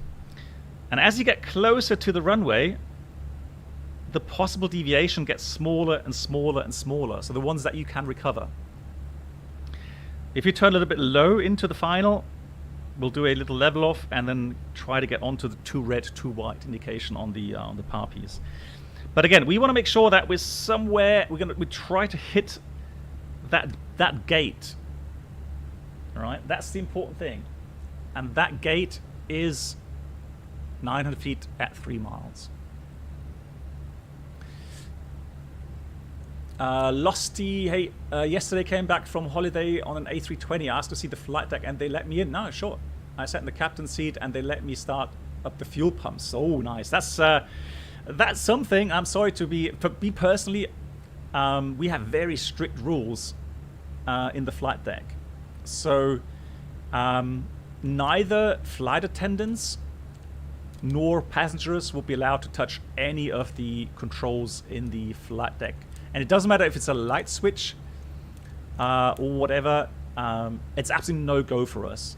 The reason is that if for any reason that person stumbles or hits the wrong button or something and something happens, man, it's just going to be a nightmare. So, you know, that's the thing. So for me, even though, again, it sounds like a little bit too much, you know, try to be too safe, but no. In my flight deck, you're allowed in, yes, of course. You're allowed to ask questions. You can take pictures, but yeah, you're not touching any buttons. Oh God, Mark. Right, cool. Let's see, what else do we have as a game plan? If we have runway 03 for any reason, because the weather is too bad, then we will turn on a almost downwind, but not quite. We're trying to hit that 3 miles, so it's probably a little bit earlier for the turn, away from the runway, and then pretty much straight back onto base leg. Again, trying to meet that 900 feet point there, because the terrain on the south part actually goes up very quickly here, so you don't want to get into that first shaded area there. You want to stay in the white area, and that makes it pretty much a very short base turn, 3 miles. Quite challenging, but we'll see.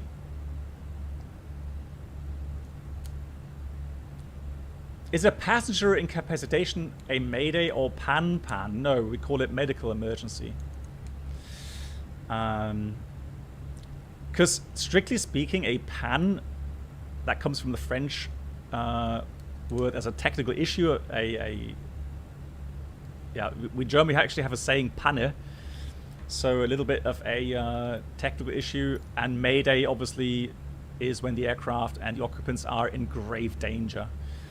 But a passenger, so what we do normally is we would say medical emergency. It kind of separates from technical emergencies, but you will still have priority.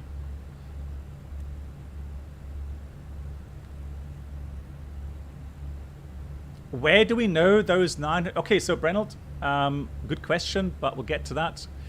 So, as always, you can draw in some helper lines, and I do suggest you do it, because we do that in real life as well. If you don't, well, you don't, but for us, we definitely try to help ourselves with these little helper lines, or the little fix infos, the radials we can draw in there. Anything in that regard will definitely help. Let me quickly put in the weather data first of all. Oh, what happened there? A little bit of turbulence. So Atsu out, lol. Timeout on the Atsu, GG.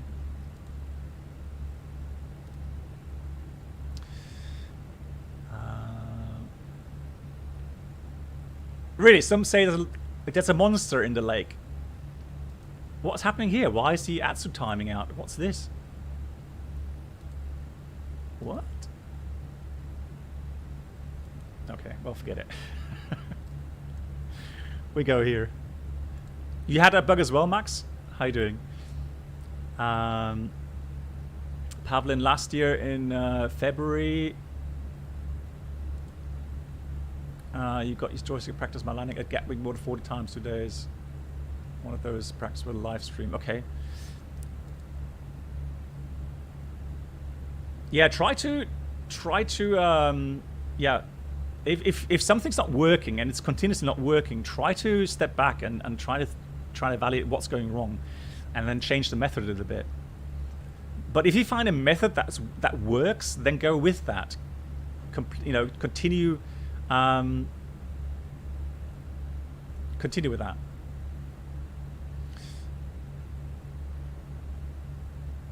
Right, so we got 160 at 403, so 2-1 is fine as well. 4 knots a wind, 22-1022. So FMGC 1022. Temperature 22. It's not too hot, although it's a high elevation anyway. So, and 160 at 4. B, hey, if you want to chuckle, your medical certificate just got confirmed and into the system Saturday afternoon. Yeah, but there we go. But at least it's good news. And you can see that something's moving on, which is nice. Right, transition is going to be 160. Config 4 for sure, and the minimum was 6,900. Good. Good, let's have a look at doing some drawings into the FMS here. So we go to there's different methods you can do. The quickest one is just to go on line select key 1 left, go fix info. First draw in the runway, so we want runway 21. Then for the track of the runway, we'll have a look at the chart here.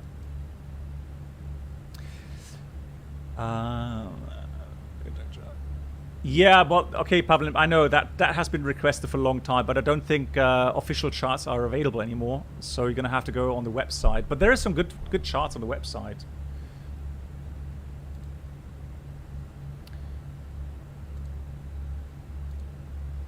Hey, Green Dot Foxtrot, good evening. How you doing? So 033 is the radial I want to draw in.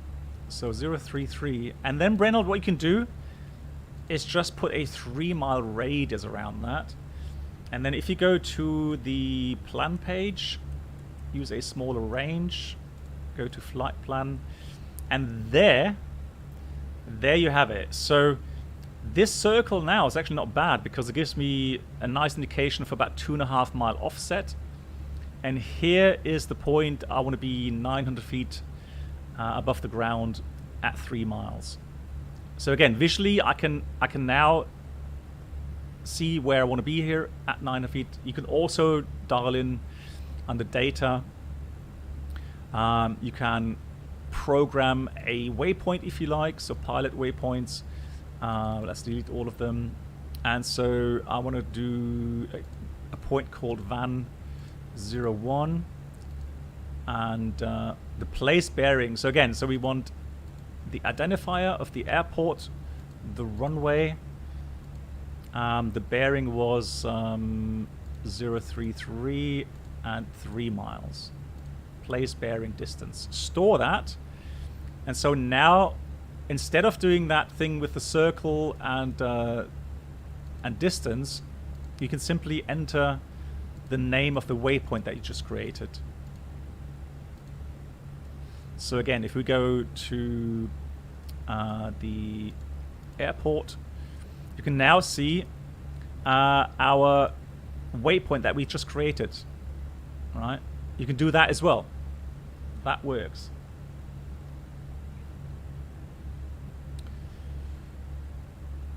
Do you still print METAS TAFs because you have them in the FMC? No, Oliver. In real life, in the real aircraft, we try to save paper. So we get all of the weather data here in the EFB, just like in the FENIX here.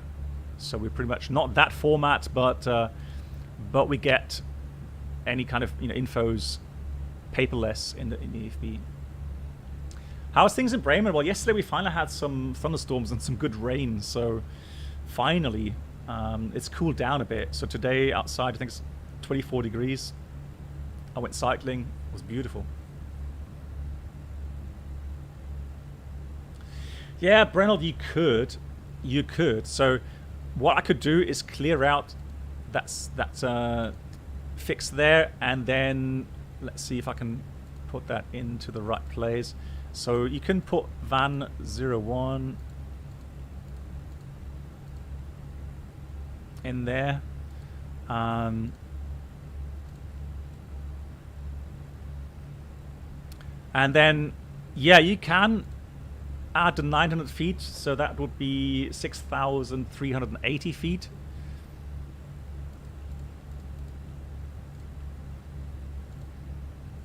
All right, as a reminder. And again, you would see that. Oops. There we go. Right. Also, I mean, what I would like to take out is, I don't know why it closes that all the time. It's quite annoying. So I'd rather have a discontinuity in here, but it keeps on closing it. One more thing I want to do as well is I want to visually draw in that inbound radial. So I'm going to put the VOR in here as a fix, and then the outbound radial 270. And again, very quickly, so go fix info. I think we have page 3 available. So the VOR 15.2, radial 270. And for the MSA circle, we can put 25 miles.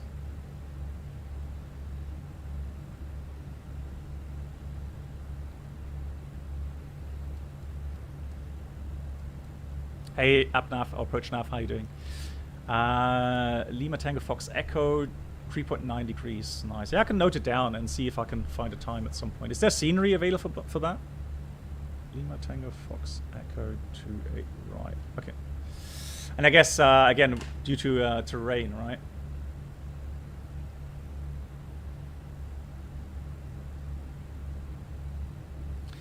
I can try again. For some reason, it seems to close every time you take out the.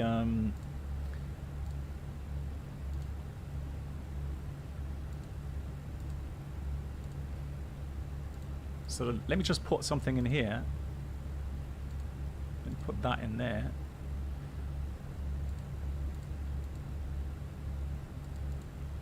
Yeah, this is bugged. So there's something really wrong with this.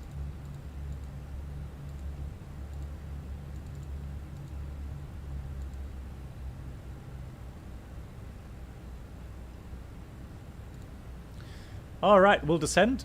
So let's go start ascend 250. Thrust idle, send up blue 250. Let's prepare for the approach. Also, very important when you're ever doing non-precision approaches or you're doing visual approaches, yeah, just put the runway identifier in here.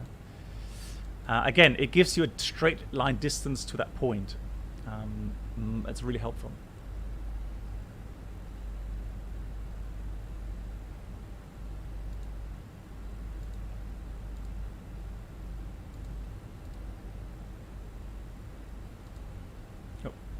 Sorry, misclicked. Insert. Let's try.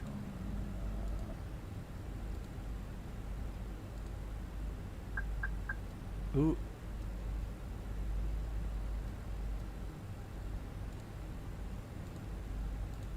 Yeah, nice. That worked. Okay, cool. Right. So that's that. Nice. Yeah. Thank you. Fantastic.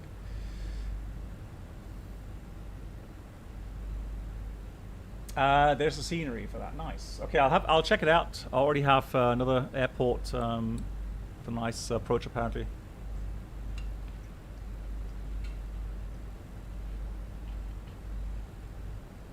So,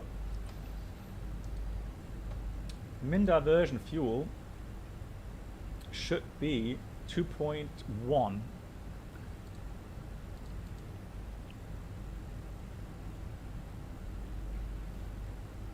Well, 2.3 it says for final time. Right, we still have 25 minutes to go. I don't know why it's putting that in amber. It shouldn't be. We still have enough fuel.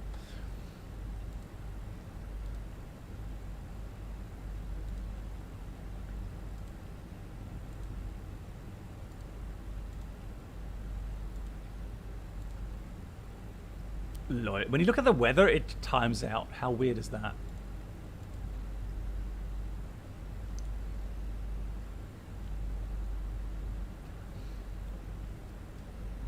Also, I'm a bit surprised we hadn't managed. No, why did it get open descent? Hang on. There we go. So descent, not the gender. Now, let's have a look. Auto brake setting as well. We need to do the performance calculations.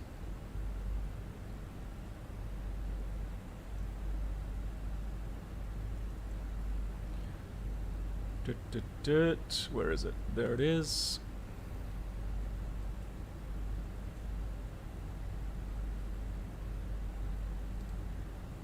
Runway 21. Dry runway. Landing weight is 63.9, so just below max landing weight there. Fantastic. We have available 2,750 meters.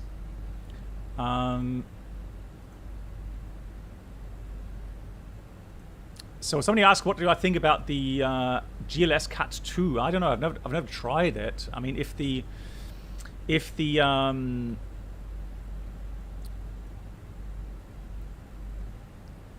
aircraft that are certified to do so, why not?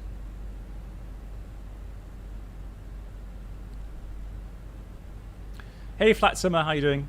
So automatic low should do, unless we want to vacate somewhere earlier. Hey, Direflyer, how you doing? Nice to see you. So 2-1, we're gonna have to do backtrack anyways. It doesn't matter. So the runway width is. Let's have a look.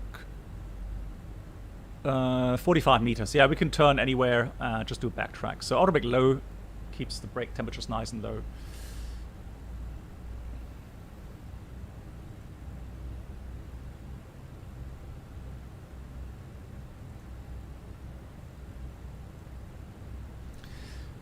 Brendan asked, what is the approach descent angle limit? Yeah, so there is only a autoland limitation. So automatic landing, I know that there's a restriction there depending on the aircraft type.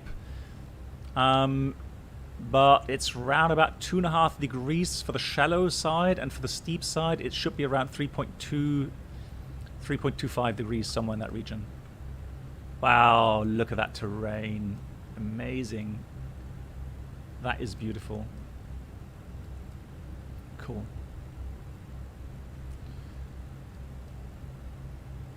Are you ready for the approach brief? Go ahead. So, we're going to be flying VOR 1 approach with a circle to land runway 21.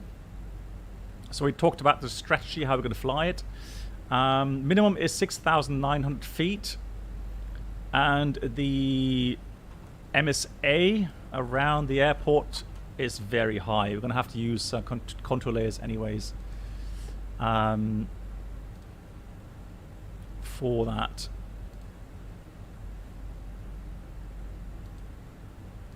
Let me get the approach here.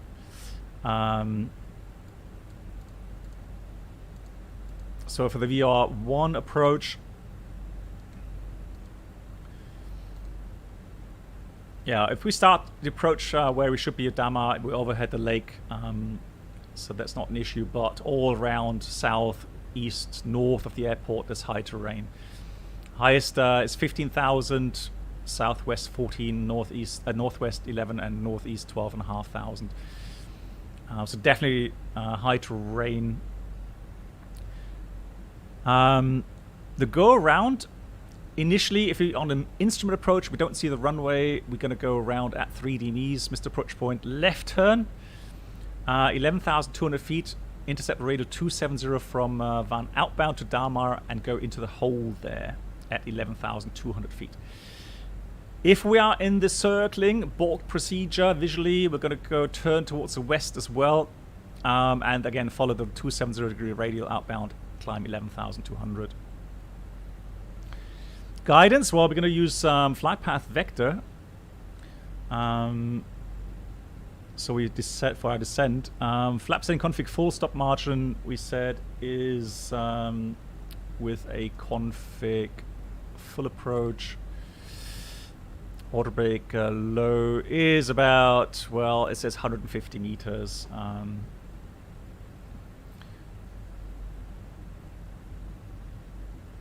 Reverses no credit there. Yeah, it's fine. We'll use that. Hey, was wondering about your thoughts on the MVG Crosswind version 3. Okay, I have the version 2, I think, and I really like them.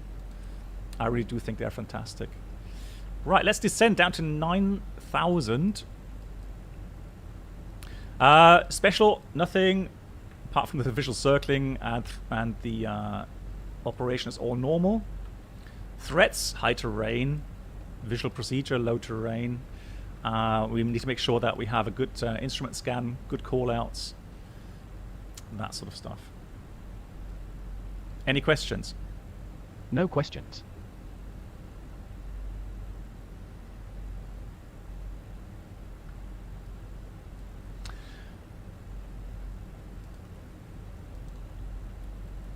One, 0, 1, 7, set, passing, 1, 5,200. Set QNH. Now. Checked. That was a bit weird.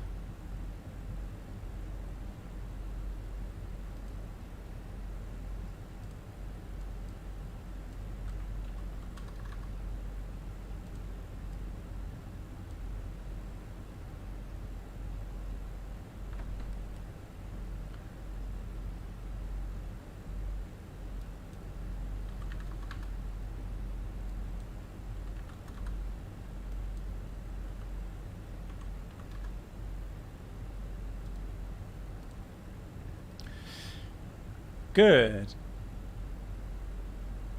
The wind at night is 160 at 10 and at the airport as well. So it's fine for runway 21.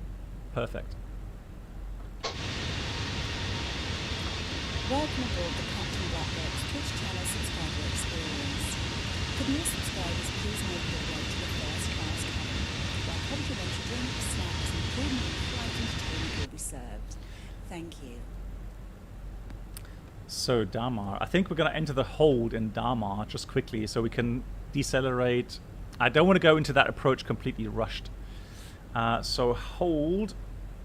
Thank you, Aviator71. Thanks for the 20 months. I hope you're doing well. So it's a 090 inbound left turns.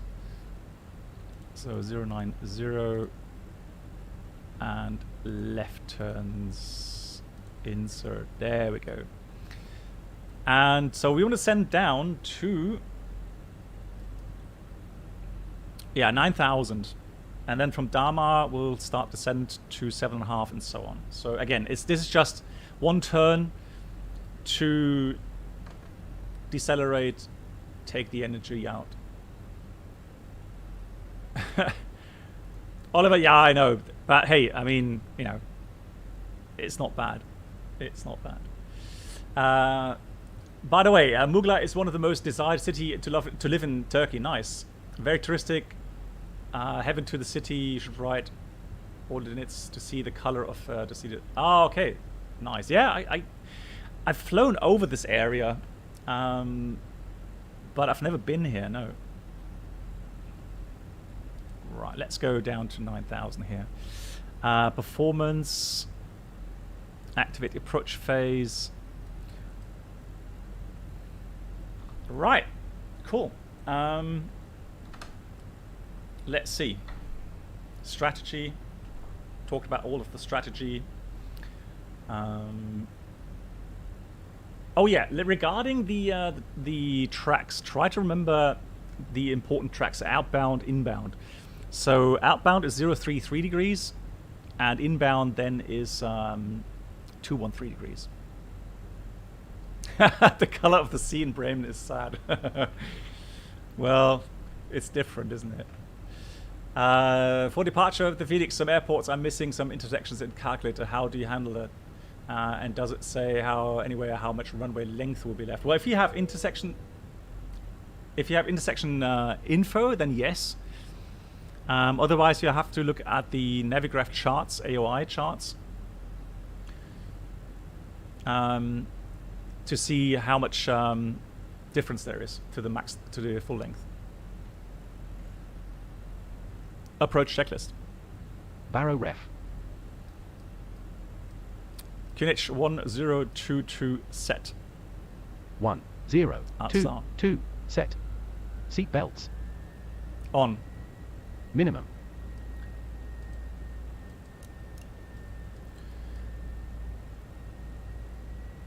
Six 900 feet set. Set and checked. Auto brake. Low. Low. Low. Armed. Low armed, I have to say. Low armed. Engine mode selector. There we go. Normal. Normal. Approach checklist completed. I guess my accent isn't American enough, so that's why it doesn't register it. So we need to raw data, of course, of the viewer. Experience. Could new subscribers please make your way to the first class cabin And the inbound where radial. complimentary drinks, snacks and premium flight entertainment will be served. Thank you. There we go. Pardon? Yeah, I have the feeling the same, yeah. Mark, thank you so much for gifting us up to Chain Reactor. That's really kind as well. Thank you, Mark. And Ricklaw, say good evening. Yeah. No, so I've talked to the developer, and so yeah, they are developing it. They included these voice sets, so it's like a robot, pretty much a robot voice set. And yeah, they're not nice. So a lot of people have complained, quite rightly so. But they're working on it.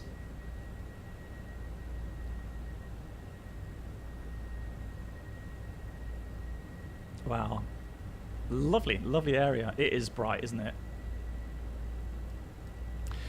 Good. We are inbound now. So what we're going to do is we'll exit and we're going to start the approach. So if I go to the VR Rose mode, we can see that inbound radial that we're going to track. Next altitude to descend down to on the approach procedure is 7,500 to maintain until 60 Ms.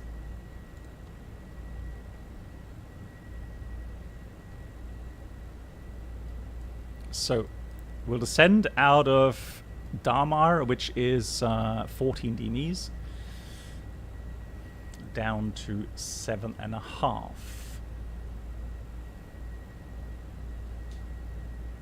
Brandup, if you go right to the beginning of the stream, you'll find the answer. But I can tell you that it's a challenge from Brennelt. So we're not doing what we would do normally as a safest option or most accurate option. Today is about a challenge. Aaron, no, because the checklists have changed. So it's new checklist, and unfortunately they were unable to use that. Reshape? No, I've not tried Reshape yet. Again, I didn't have time to install that.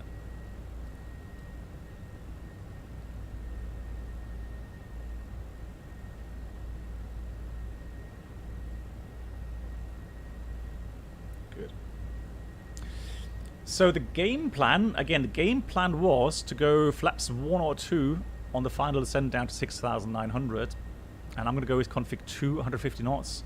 Just take out some energy, right? Don't overdo it. You don't get extra points for flying it fast. We'll start the timer here. Again, 42 seconds minus tailwind component should we have any. And return base. So gear down base. Config 3, start descent somewhere in between here. To aim for that 900 feet, 3 miles final. No, Brennell, there's no need for that just yet. As long as we haven't reached the final descent point yet. So I'll start descending. Flaps 1, speed is checked. Oh, flaps 1. I should call my co-pilot. Flaps 1. Speed checked. Flaps 1.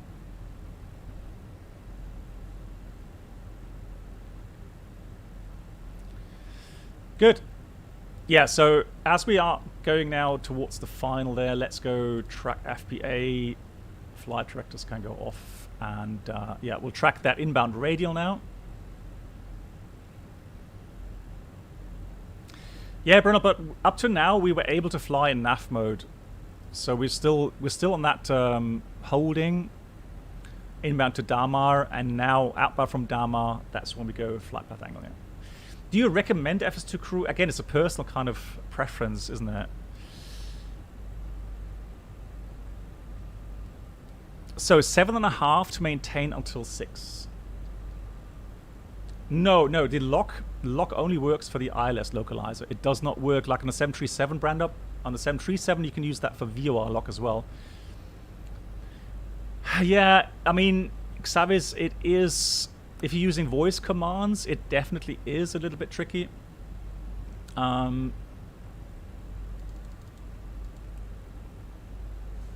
Excuse me? 2,500. Hello? There we go, thank you for... Radar altimeter alive. Thank you.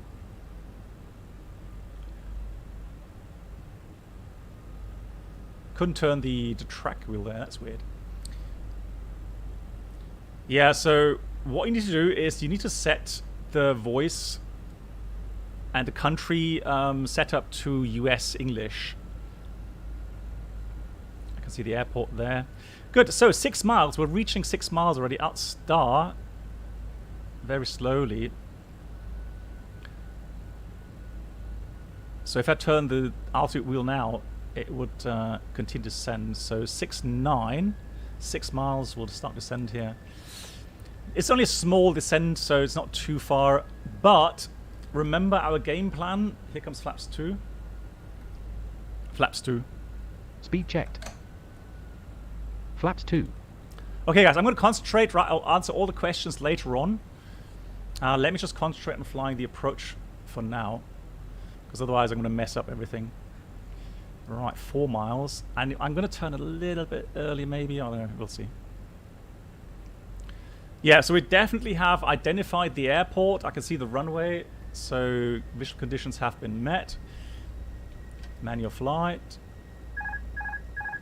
And 3 miles coming up. Let's turn 033 degrees. And I'm going to put the final track in. 213.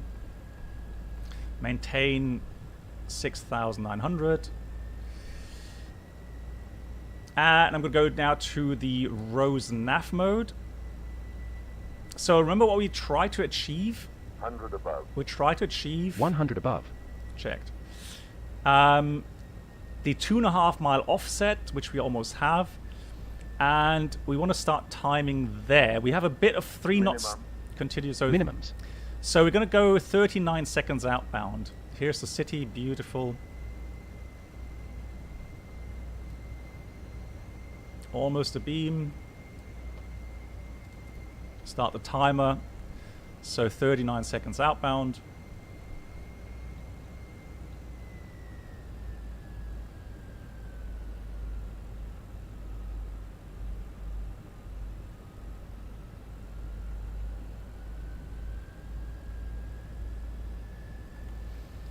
And here's our 3 mile. point, and we're going to be there at 6,300 feet.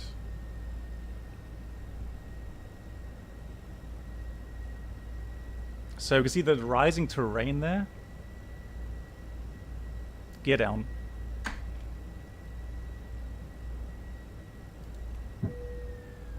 So 39 seconds gone. We go and turn now slowly towards that final. Flaps 3. Flaps 3. Oh. Flaps 3. Speed checked. Flaps 3.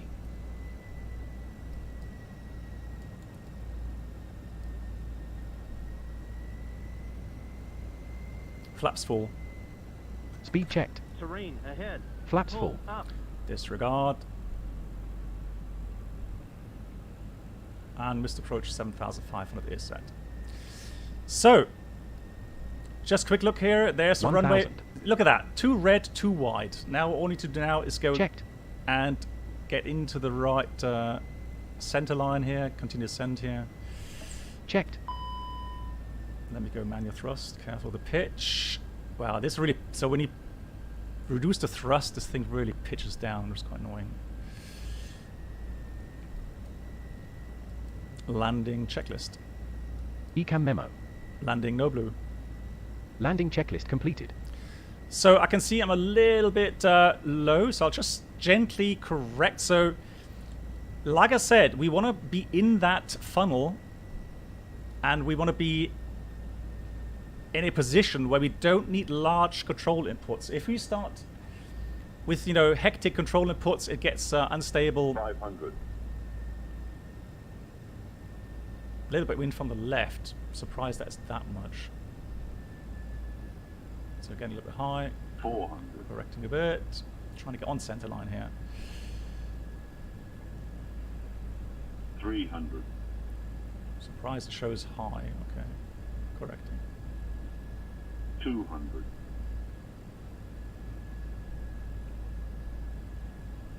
100. 50. 40. 30. 20. Retard. 5. Touchdown, got spoilers. Reverse green. Spoilers. Reverse green. Diesel. Thank you. Now that's how pros do it.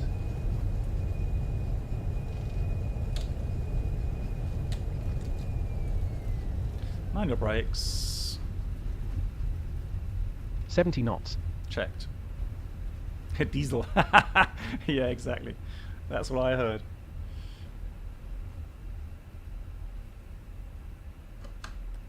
All right.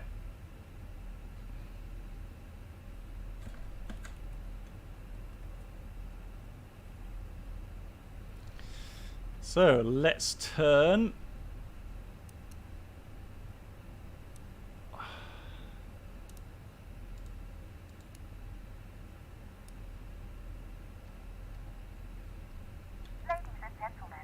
And then trying to find the right exit. Hey Zenshai, nice to see you. How are you doing? Until the captain has turned off the seatbelt sign and the aircraft is parked safely at the gate. This will be your indication. Slam dunk? No. About the cabin. No, Grab your that was alright. disembark. It's just that I didn't want to flare for too long We appreciate because we did have auto brake low. It was 150 meters margin, and I didn't want to go much beyond that.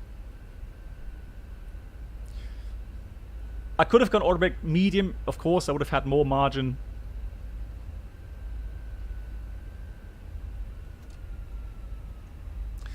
What procedure for passenger convenience do you miss in the sim, or what can you do to simulate flying actual passengers? Hold on.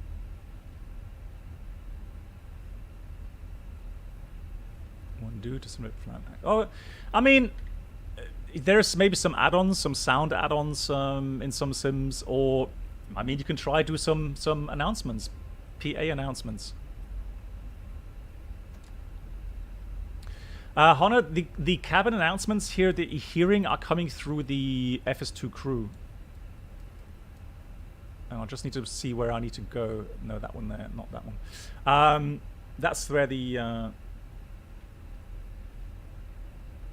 and I think the landing rate wasn't bad. Hey, Brennell, thank you so much. That's really kind, Brennell. As always, so generous. Coming in with a 1,000 bits donation here on Twitch. Thank you so much, Brennell. After landing checklist. Radar and predictive winds here system. Off. After landing checklist completed. Windseer system. Hey, Captain Spankster, how you doing? Yeah, so Victor, again, is the announcements are from FS2 crew. So the sound add-on for the or the add-on for the virtual first officer.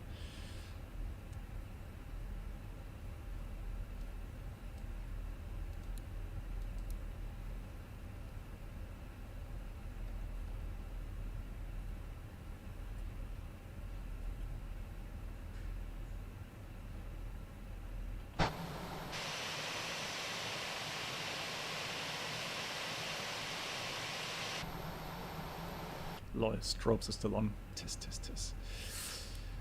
Right. Brake set.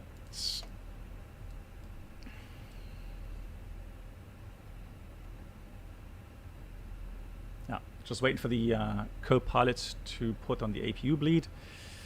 And now let's switch off the engines.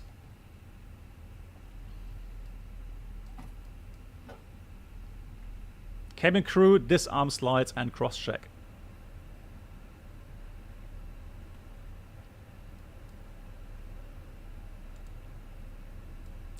Good.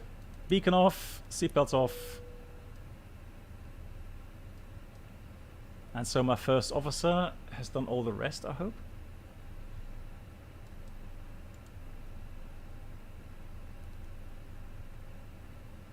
There we go. Parking checklist. Parking brake or chocks. Parking brake set. Set. Engines. Off. Wings light. Off. Fuel pumps. Off. Parking checklist completed. Thank you. Hey, Hilo, shalom. I know, right? Yeah, some of that is unrealistic, but hey. It's nice. I think it does help a little bit with immersion for flight simmers. And, you know, once you've got everything set up, that's fine. You hear an echo? I hope not.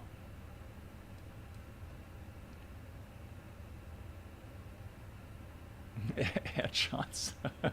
Flying fox. Oh, you guys.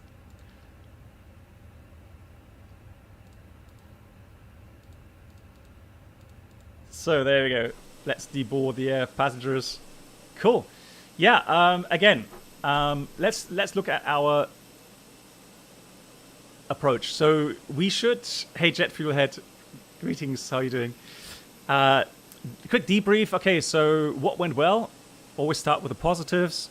Pre-planning worked nicely. I liked how we managed to slow down the aircraft, have it nice and stable at the 3 DMEs to turn to downwind. Downwind to base. I got a little bit distracted. I missed the exact turning, so I think it turned about 42 seconds or something. So I actually briefed 39 seconds. So missed that by about 3 seconds for the base turn.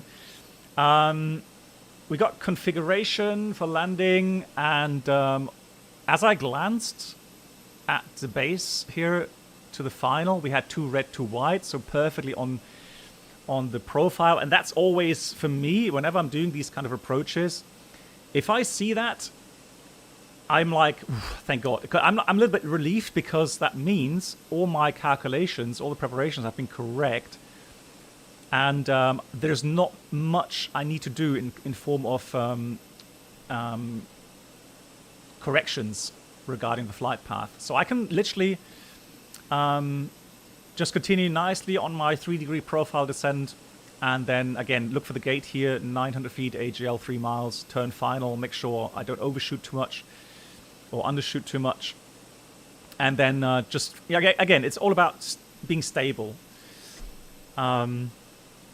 Yeah, whenever you have a approach that is non-standard, again, make a game plan. A little, take a little piece of paper, and and jot down some key points. Because if you do that, you get accustomed to that, for one. For two, you won't get surprised that often if something goes wrong, right? And it's a great kind of feeling of satisfaction when you plan and actually execute it the way you've planned, and it works out. It's a great feeling. It's really nice. Flying, yeah, no, but 3 seconds. I mean, that's the thing. So if you want to be critical about something, yeah, you would mention that. Anything that didn't go well, I got a little bit higher the profile in the end, so I wasn't aggressive enough. Let's say 500 feet down to the runway. I should have been a little bit more aggressive with the descent rate. Again, one of the things that contributed to that is the fact that we are at 5,400 feet here above mean sea level. So we have a higher true airspeed, and resulting then in a higher ground speed. So the normal descent rate to be on a 3-degree profile is higher anyway. So I should have mentally already included that into my planning. So that I would say for a normal 3-degree profile, let's say I want to have, depending on the ground speed obviously, but let's say 800 feet per minute normally, I would have had a different focus point, and then be more aggressive. Yep, we'll do, Brenold. Hey, Let2K, how you doing? So let me just zoom out a bit.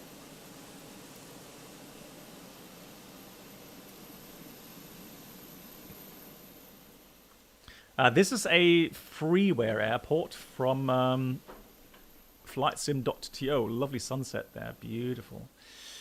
So as we talked about the terrain situation, you can see, yeah, the city there in the background, and the terrain, it is really high. So that's quite impressive. Oh yeah, and if you go and have to circle on runway 03, welcome to Turkey. Thank you so much. Yeah, that's an old Turkish livery, Alexander. That's the one from FENIX. I didn't find a new, or I didn't look for a newer one. I should have, but flaps 40 in Marseille. Yes, Lilo. I would go with flaps 40. I know the discussion flaps 3, flaps full. Flaps 40. I mean, I haven't flown the 737 for a while, especially 737-800. So I'm not sure how the drag works there, you know, how much drag flaps 40 has and how much flaps 30 has. If you want to make sure, just go flaps 40. If you have 30 knots headwind, well, probably flaps 30 will work as well, but again, that's to your personal preference.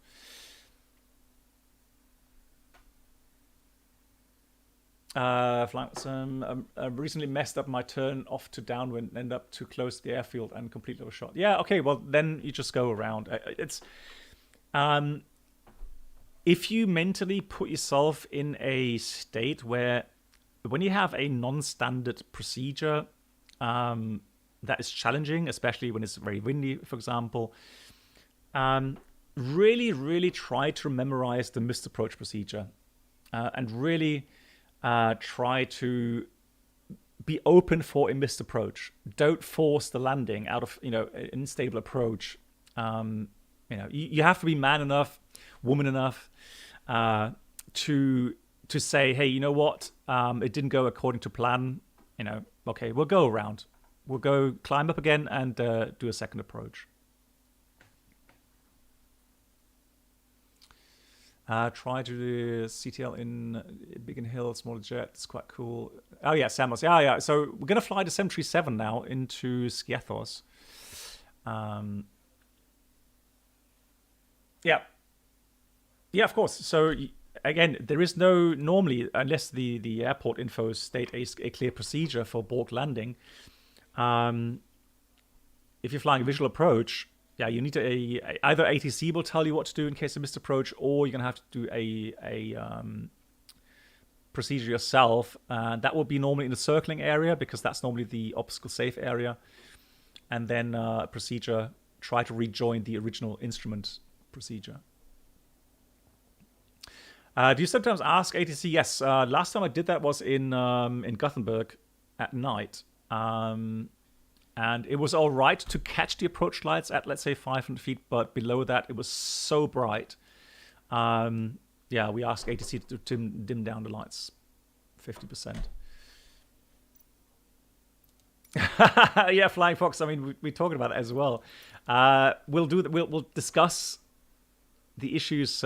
We saw that in the approach for the Wizz Air 321 there. So there we go. Beautiful, beautiful city. Lovely surroundings. Challenging approaches. Fantastic stuff. Cool. Good. We are going to go into the second flight. And as usual, I'll stop the stream, reset everything, and restart the stream. So you can find me here again in about 5 minutes. Yeah, we'll do Flying Fox. I will have a look at that.